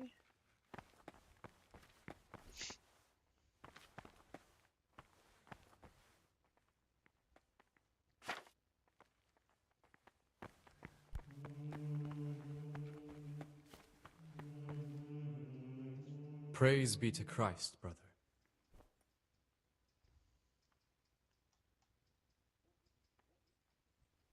So I guess we wait.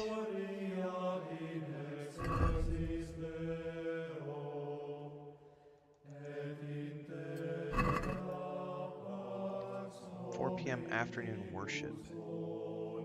What time is it?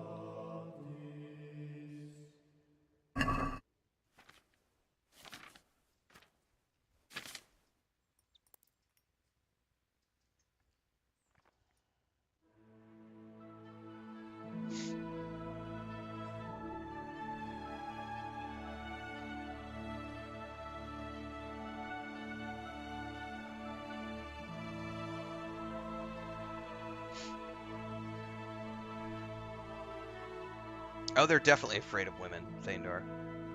I mean, that's the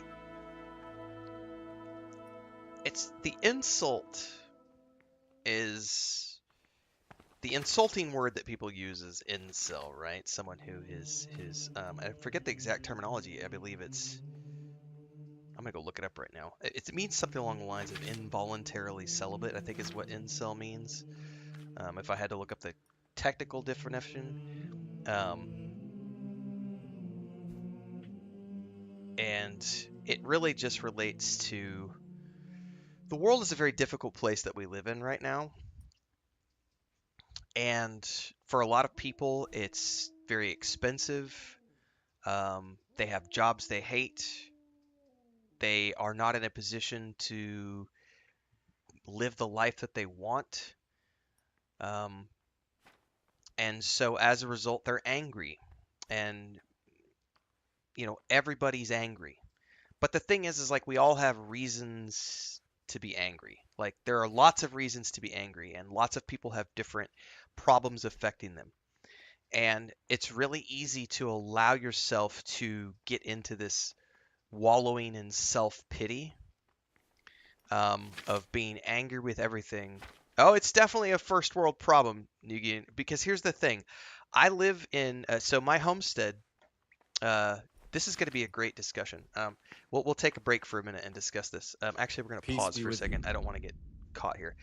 Um, uh, Casey says I was involuntarily celibate until college. Yeah, I was definitely in that same boat until my, late teens. Um, it is a first world problem because my homestead is in Mexico. I've also lived in Colombia. I've lived in Bulgaria. I've spent a lot of time in Greece and Italy and Spain and Ireland.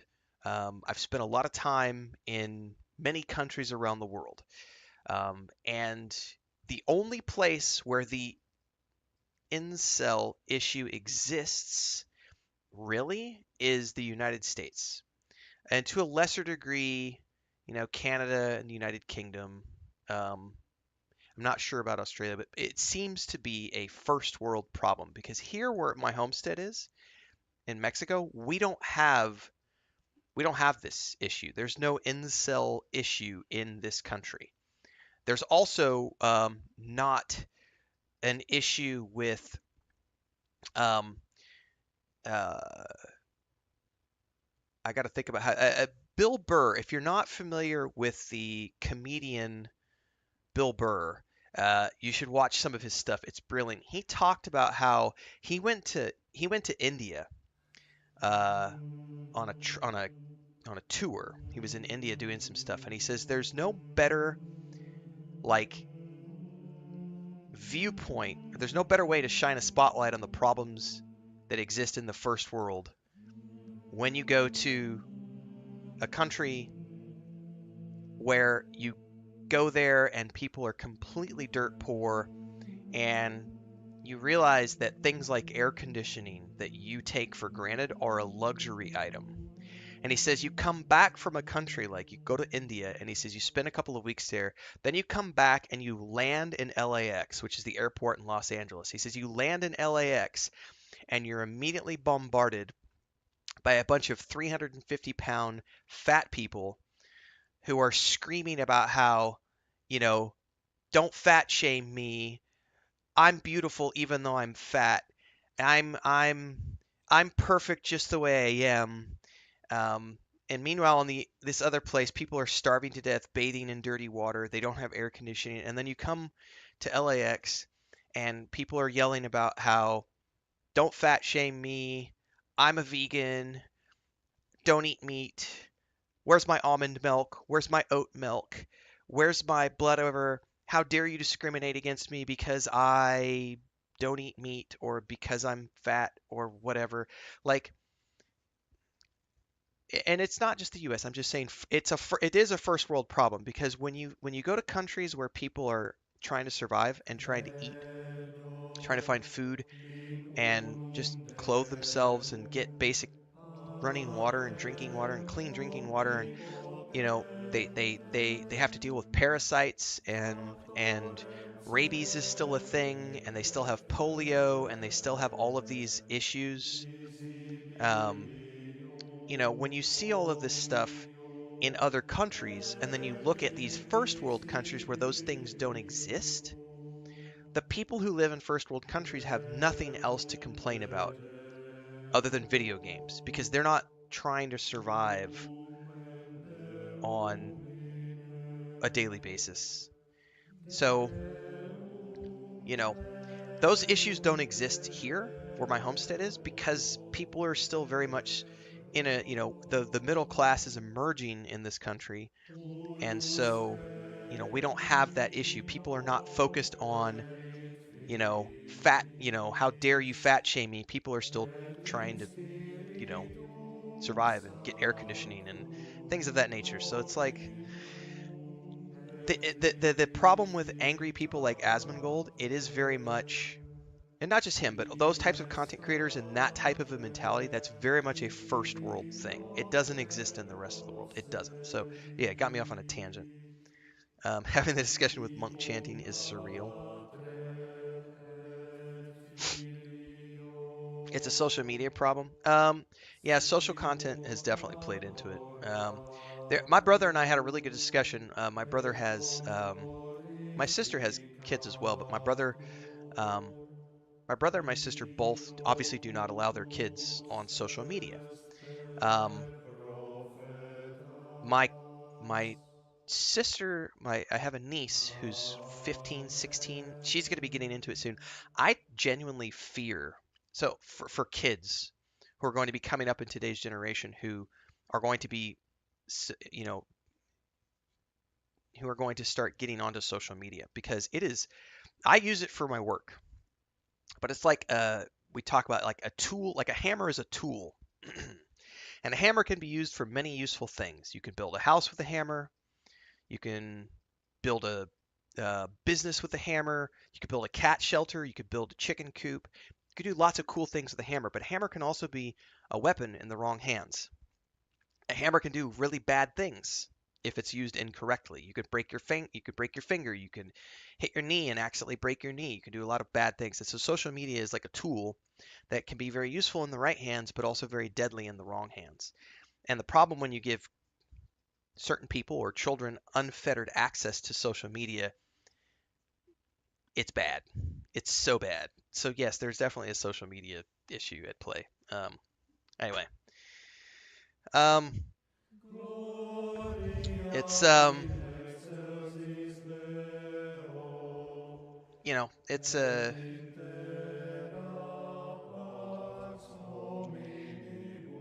yeah, there's a lot of problems.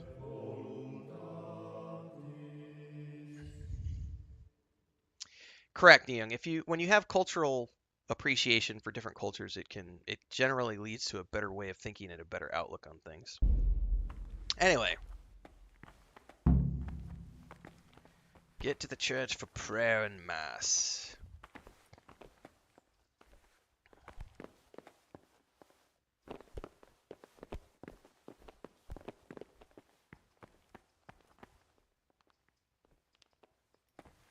I think we just go this way.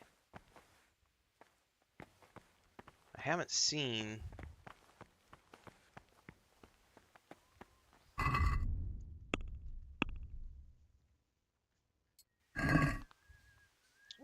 And yes, loneliness is another reason.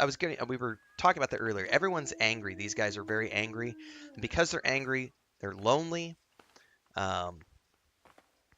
And we talked about this a few weeks back when we were playing Veilguard, because we had a lot of trolls in the chat from Veilguard. The anger thing leads to loneliness because they don't have any people to talk to. And I've spoken on the number one thing that keeps me sane is my wife. Because if I didn't have my wife, it would be really easy to fall into that trap that like Asmongold and those guys fall into, because it's very easy to become the thing you hate because you don't have someone to support you. When you have someone there to support you, to help you when you're down, to be there, to shine a light on you, to build you up, to be a partner for you in life, when you have a loved one with you, you're not angry. What is there to be angry about? You have someone nice, someone's there to share with, you have someone who is providing you with love and companionship, and yes, some of that comes into the intimacy, physical intimacy, spiritual intimacy, and by spiritual I don't mean religious. I mean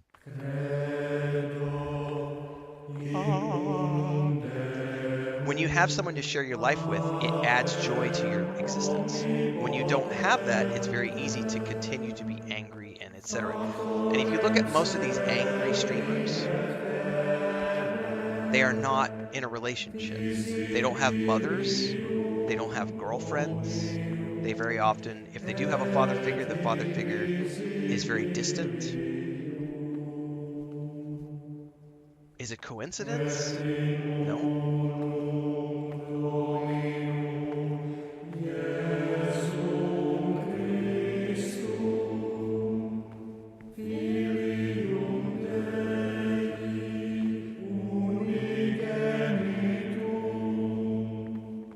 I think 2 hours is what we're supposed to spend here.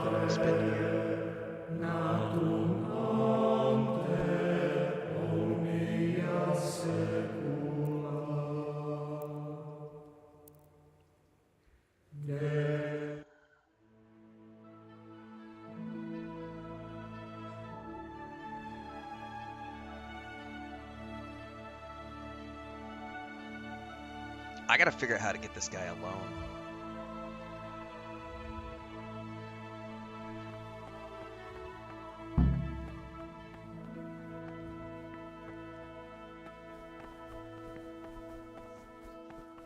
So much the more ought the punishment for sin make us avoid evil works. Praise be to our Lord. Wait, is there not a bowl of food for me? Here we go. Even though it be for good, holy, edifying conversation. For it is written, in much speaking you will not escape sin. And in another place, death and life are in the power of the tongue.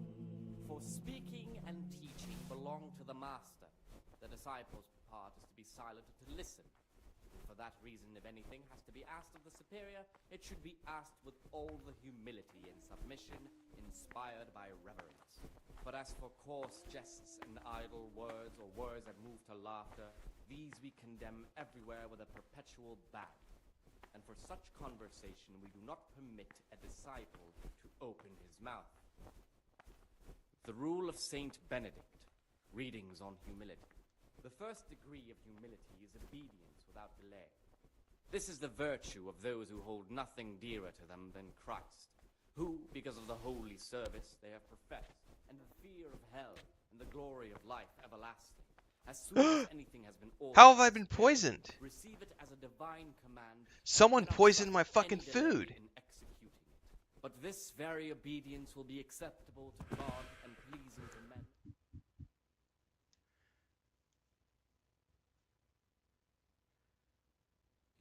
Someone's upset You've about got a me strong investigating. Constitution. Anyone else would have certainly died. What happened? Let me tell you a little story. Oh, he's going to Once reveal upon who a he time, is. there was a young boy. He was lost and miserable. He had no future. He was tempted by his friends into doing some foolish things, but he wasn't truly bad, because when it came down to it, he ran away rather than keep doing foolish deeds. His former friends didn't take kindly to that, though, and wanted to punish him. So they sent a hunting dog And I'm the hunting to dog. find him and rip his throat. The boy wasn't stupid, though, and he knew that the hound was coming. He poisoned some food, and when the hound showed up, he gave it to him. He didn't expect the beast to live, but it did. And all of a sudden, the boy was sorry for what he tried to do. So he offered to make a bargain with the hound. I think I understand you. But the beast would need to know what deal he's being offered. You know, we're both pawns in someone else's game. They have plans for us, but we don't have to let them use us. We can just forget all about it and go our own way. I was a bandit, and I was at Nyhoff. I've robbed and stolen, but I swear to God I've never in my life slain innocent people. What I saw at Nyhoff made me realize my life was worth shit, but I still had a chance to change for the better.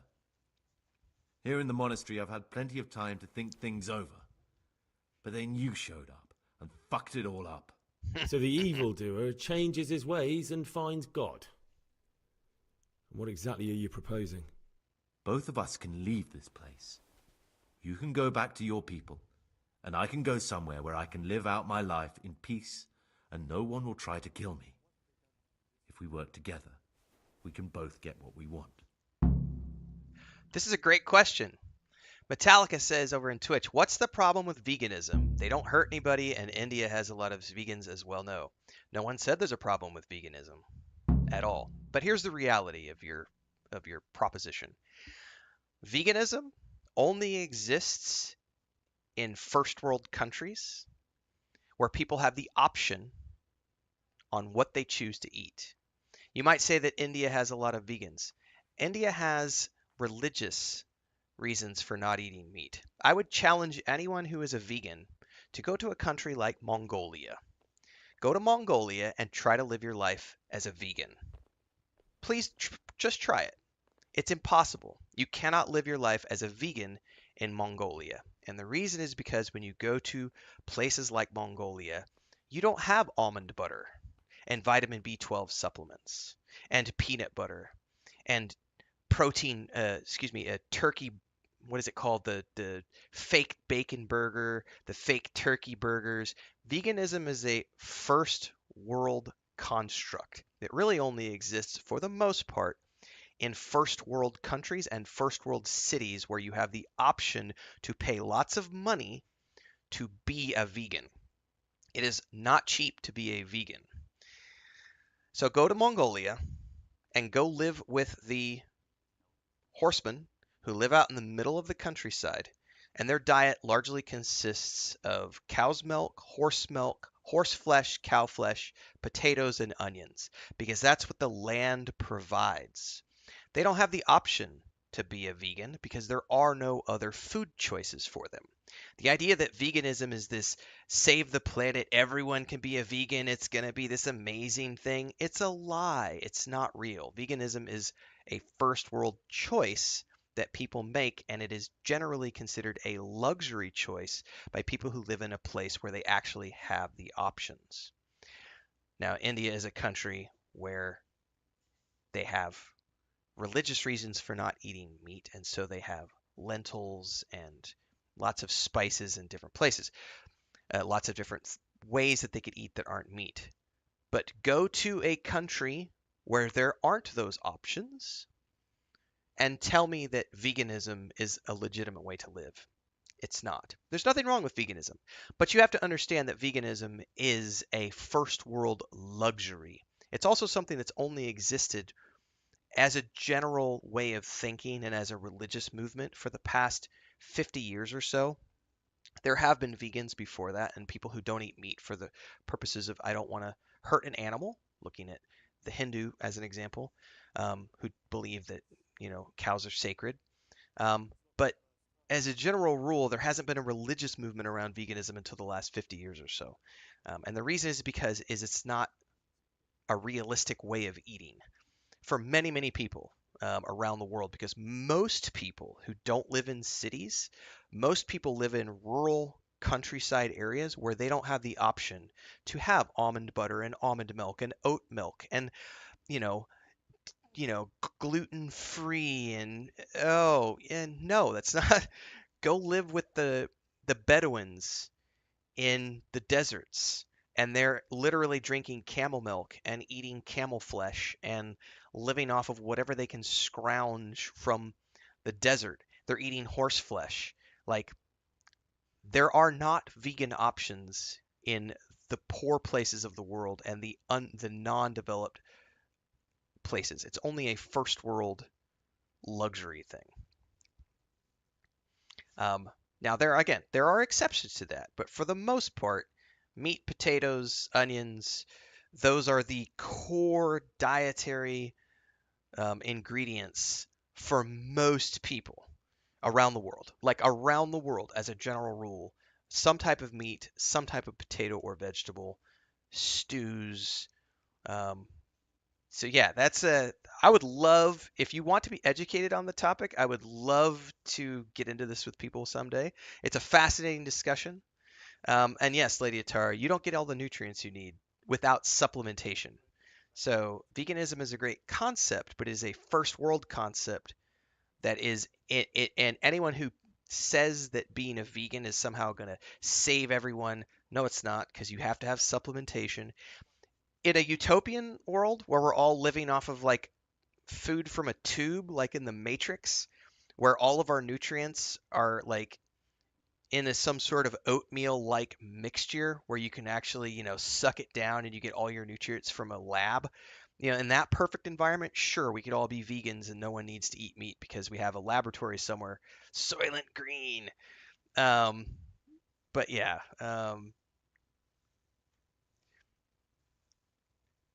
Metallica, you've obviously not been around the world as much as you claim you do because you just made a statement.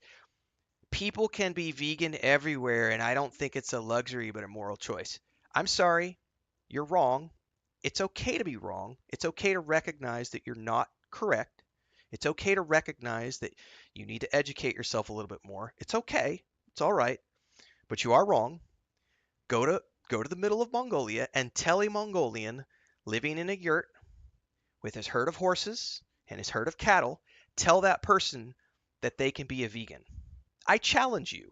Go forth and do that, then come back to us after you've educated yourself a little bit more and talk to us about how people can be vegan everywhere.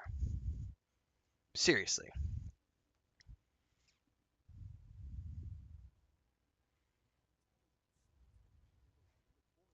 What if I wanted a different option? You could kill another novice, I suppose.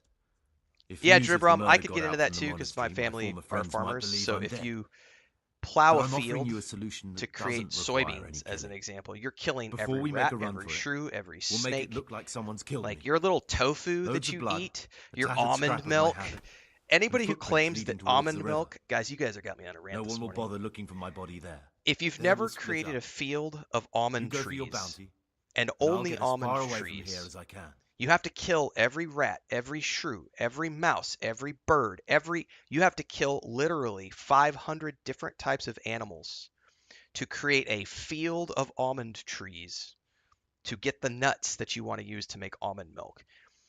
By claiming that almond milk is some precious vegan, you don't know what you're talking about because you have killed hundreds of animals to create a field of only almonds. It's the statistics are absolutely bonkers, but yet I'm a moral superiorist and I don't believe in killing animals. I only eat tofu and soy. No, you're a bigger murderer than most other people are because your your little almond field or your soy field, like anybody who's ever says that kind of stuff has never done actual farming, because like the normal land, if you're gonna go till land, let's say you want to plant wheat. In that wheat field, you're gonna have weeds, you're gonna have native grasses like Timothy grass, fescue, all these. It depends on where you live, but you're gonna have different types of grasses, right? So if you want to grow a wheat crop, you have to kill everything else other than the wheat crop. So you're spraying pesticides and you're killing off the weeds. Well, guess what eats those weeds? Mice and snakes. What eats the mice and snakes? Birds, other animals. So by killing off the weeds, you're killing off all of the snakes, you're killing off all of the mice, you're killing off all of the shrews, you're killing off all of the birds, you're killing all of the wildlife that's part of the ecosystem that eats the weeds and the other small plants that were there natively because you want to plant wheat, right? So you, as a vegan, because you want to only eat wheat or soy, you're killing everything else to make your field only that one thing because you're saying, I'm morally superior and this product is safe for the environment and I don't want to hurt animals. I only want to eat almonds and I only want to do tofu and soy because it's bad to kill animals. I understand the emotional connection. I have cats. I would never eat my cats. Never. They're my pets. They are sacred family members to me. But it's incredibly naive and disingenuous and incredibly uneducated to think that your soy milk or your almond milk is somehow not contributing to the loss of millions of lives every single year because you don't understand basic frickin' agriculture. Yes, I'm ranting because it's such a line of horse shit from people who are like, Good. it's Let's do it morally your way. superior to not eat meat. Good. I'm glad that despite our initial discord, we could reach an agreement. Here, take something to calm your stomach. Now we'll need the keys to the monastery and some blood to make the tracks.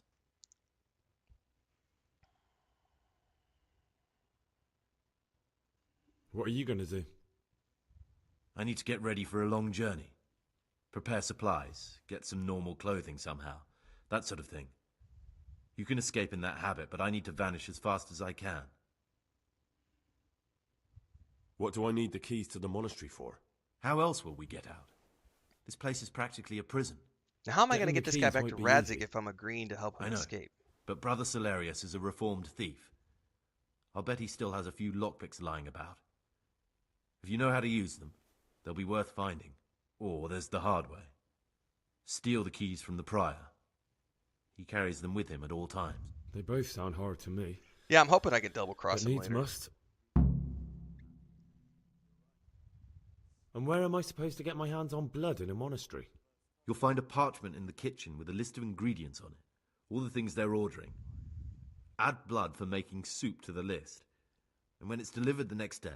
It's a funny conversation too, because back when we were still traveling, we had a travel blogging couple that we were friends with, and one of them was a meat eater, and the other one was a vegan. And this is why I bring up the example of Mongolia, because they actually went to Mongolia and went to the countryside with the horse chieftains and lived out there with them for like 3 months on a tour that they were doing as part of an investigative journalist thing they were working on.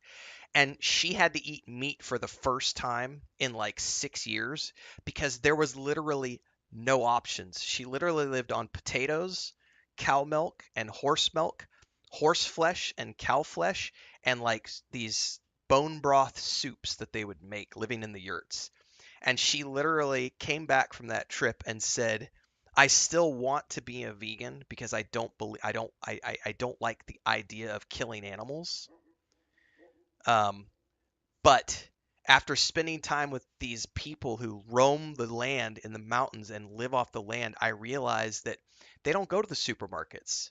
They don't have access to Whole Foods and Trader Joe's and almond butter and almond milk and vitamin B supplements and all of these things that vegans like to claim are the alternative to eating meat. She's like, their diet is literally meat, potatoes and onions, and these bone broth soups and milk and fermented milk. She's like, I didn't have a choice. I literally couldn't be vegan for the 3 months I was there because their only food, where's the supermarket?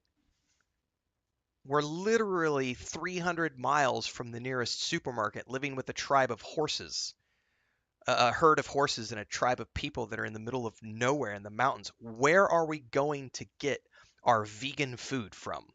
Where am I getting lettuce? Where am I getting my gluten-free tortillas, my rice chips, my soy latte? Where am I getting my soy milk and almond milk and my oat milk? Where am I getting these things from when I'm 300 miles from a fucking supermarket?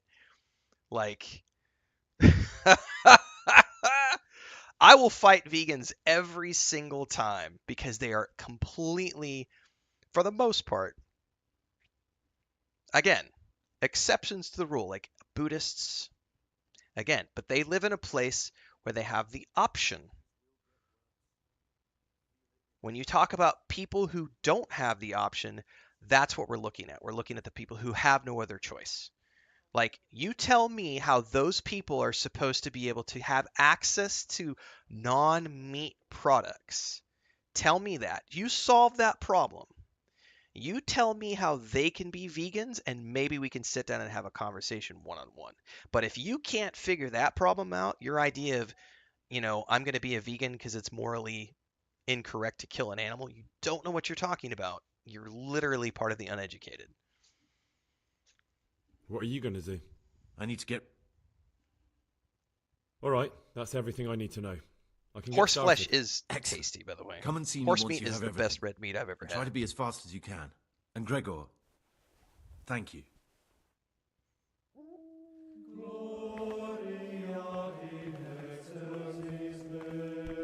I can't even punch this guy.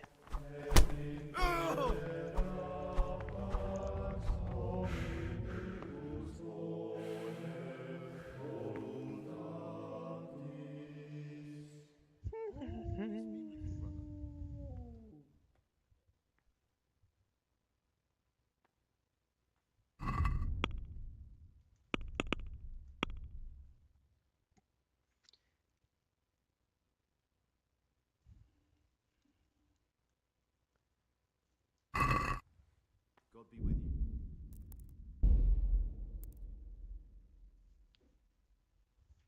I wonder if I can... Yeah, see, that was too long ago. I don't want to kill any of the novices.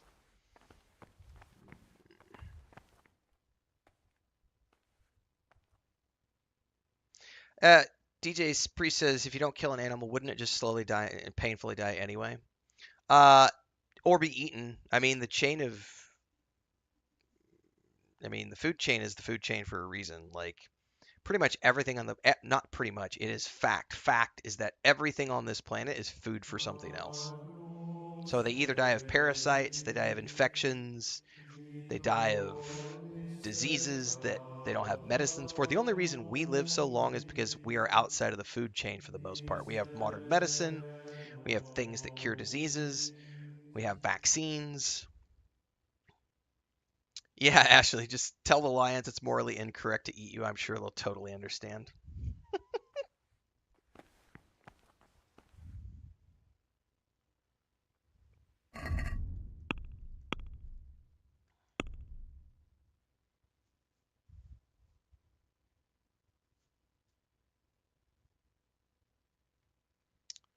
I have to steal them from the prior.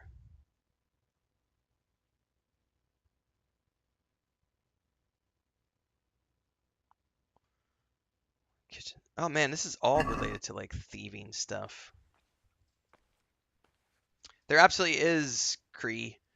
There's a parasite that eats the ant from the inside and uses its body as a puppet. They also do it to like other beetles and stuff. Feel it in my joints. The things you say. My joints started aching just before they raised stomachs, and now they hurt again. Brother, is this a tavern? Are we at a dogfight? Violence doesn't belong here. As you well know, this is unforgivable. I've had enough of this. You'll never put me in seclusion. You dare resist punishment? Let me remind you, brother, you will suffer the consequences of your deeds. Yes, brother. I'm resisting punishment. I've had it up to my neck with you, your monastery, and your bullshit. Do your damnedest. You failed to complete your trial period as a novice. You are hereby banished from the Order of Saint Benedict. Be gone at once.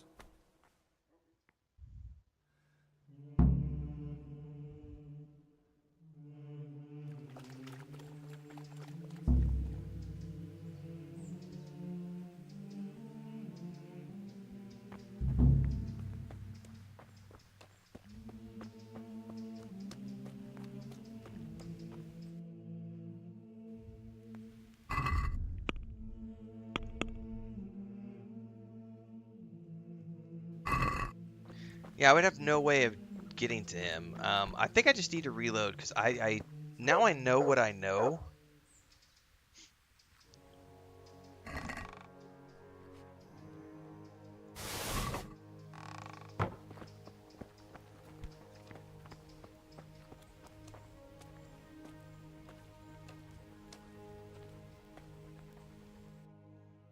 Yeah, don't get me wrong, guys. By the way, if you live in a part of the world where you have the option to be a vegan, go for it. Go for it. Everyone has the right to do what they want with their lives. I'm not against veganism. I'm not against vegetarianism. What I am staunchly against, and what I will fight till the day I die, is the ignorant people who make the comments that everyone should be vegan and that they're not trying hard enough. Nah. Okay, go to the poor places of the world and tell those people who only have access to chickens and carrots, right? But if you, like Nguyen says, I've been half vegan my life, I would like to be full vegan, go for it if that's what makes you happy, and if you live in a place where you can be and you can afford to be, then do it. But don't, like that ignoramus earlier who was in chat, I don't know who it was, they probably left because I was ranting against them, that Metallica person, like, claiming that everybody should be vegan and that, what was the comment they made? People can be vegan everywhere. It's not luxury, it's a moral choice. That is the biggest line of BS ever. No, it's not. It is not a choice for some people. It is not it is absolutely a luxury for some people.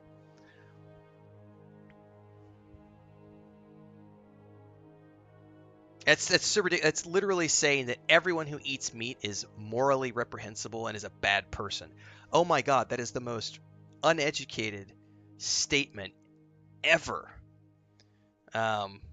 Like, you're literally saying that the poor person living in the middle of the jungles of Brazil who doesn't have access to a Whole Foods and a Trader Joe's, you're literally saying that that person should be condemned because they're not eating vegan. Get the frack out of here, man. That's what I will fight against. So yeah, if you want to be vegan, go for it. Eat what you want. But don't claim that everyone should do it and that they're morally inferior to you.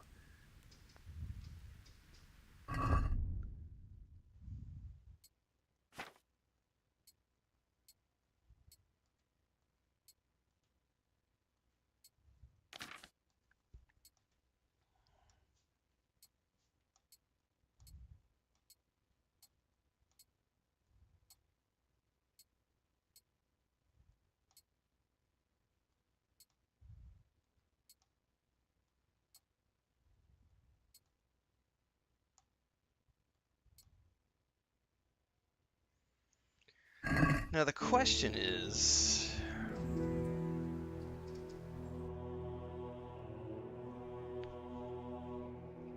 I also need to give my cat her medicine. I forgot all about that. If I choose not to pursue the monastery quest this particular way, I still have to figure out how to get Antonius out. And I can't if I've been kicked out of the monastery, right?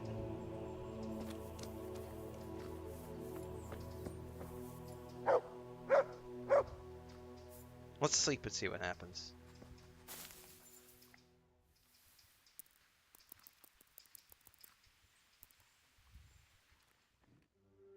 I'll probably just reload and try this a different way.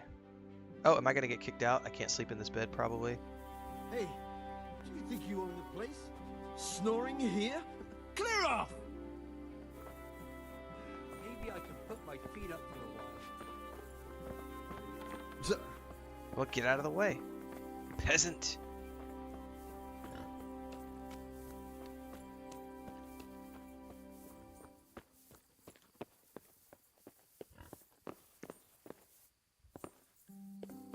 Yeah.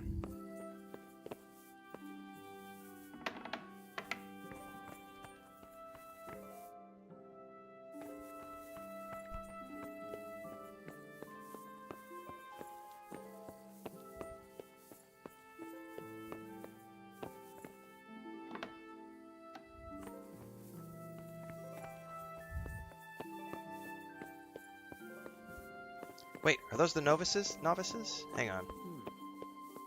What was that?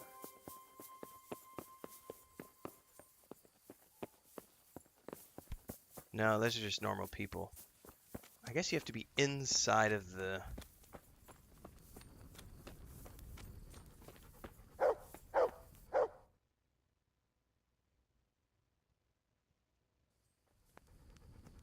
which is this over here. Well,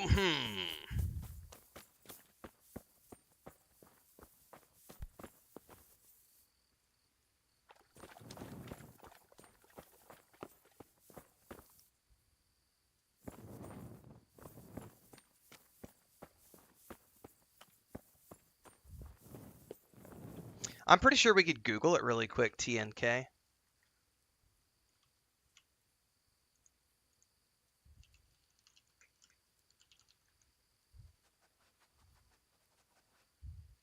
A 2021 survey found that there were only 9% of the population in 2021. 9% of the population of India was vegan. How many people live in? I mean, 9% is a very small. I don't know who it was earlier that claimed that most of India is vegan. That's according to this, according to a quick Google search, which is not by any means indicative of anything.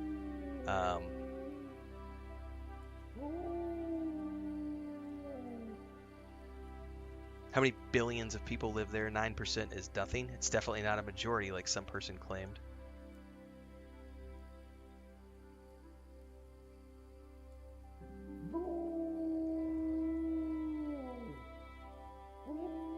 Oh, I'm not into the anti-vegan thing at all, Nugan. What I am against is uneducated comments like that person made on Twitch earlier about how everyone has a moral obligation to go vegan. That I will absolutely fight against. That's bullshit. So I am not anti-vegan. I am simply educated. And when I see people making uneducated comments, I am absolutely going to step into the conversation and educate people with actual facts. Because facts, science, those are very important. Very, very important that people have facts. So I'm not anti-vegan. I am anti-ignorance.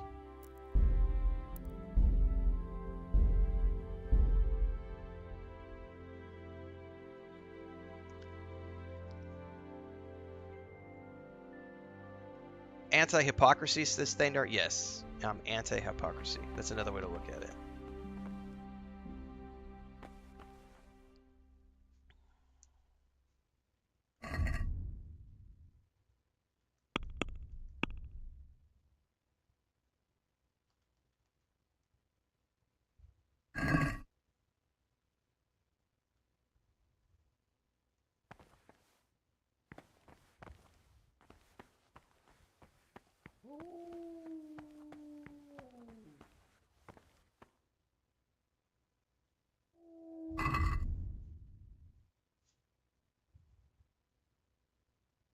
Oh, this is where I woke up and was like, hey, where's everybody at?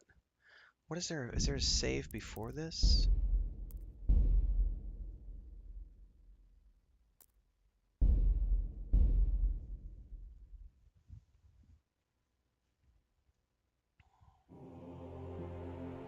Exactly like Cold Sun says, it's not anti-vegan to call out a vegan for claiming falsehoods. Correct. Welcome, brother. I am Antonius, a novice like you. I've been instructed to guide you around the monastery and tell you what you can expect and what your duties will be.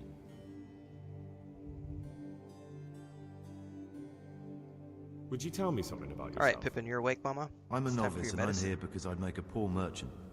I like books and I want an education. Good morning, sweet. Although I must say, so far the monastic life's been quite unexpected. Has he got his own PA system?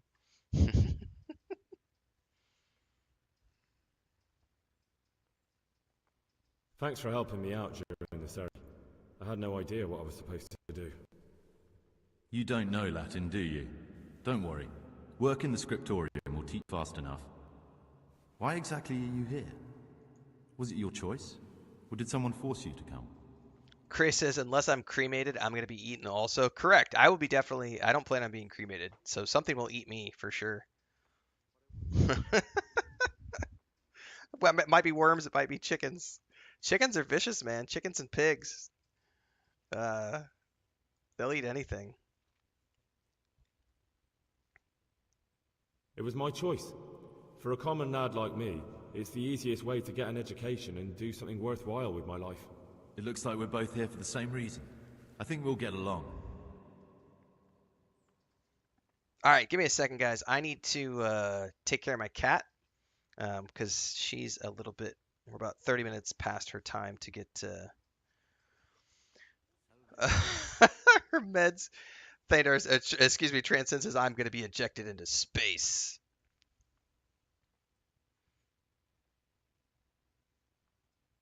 All right, I'll be back in a few minutes, guys. I got to take care of my kitty cat with her meds and stuff.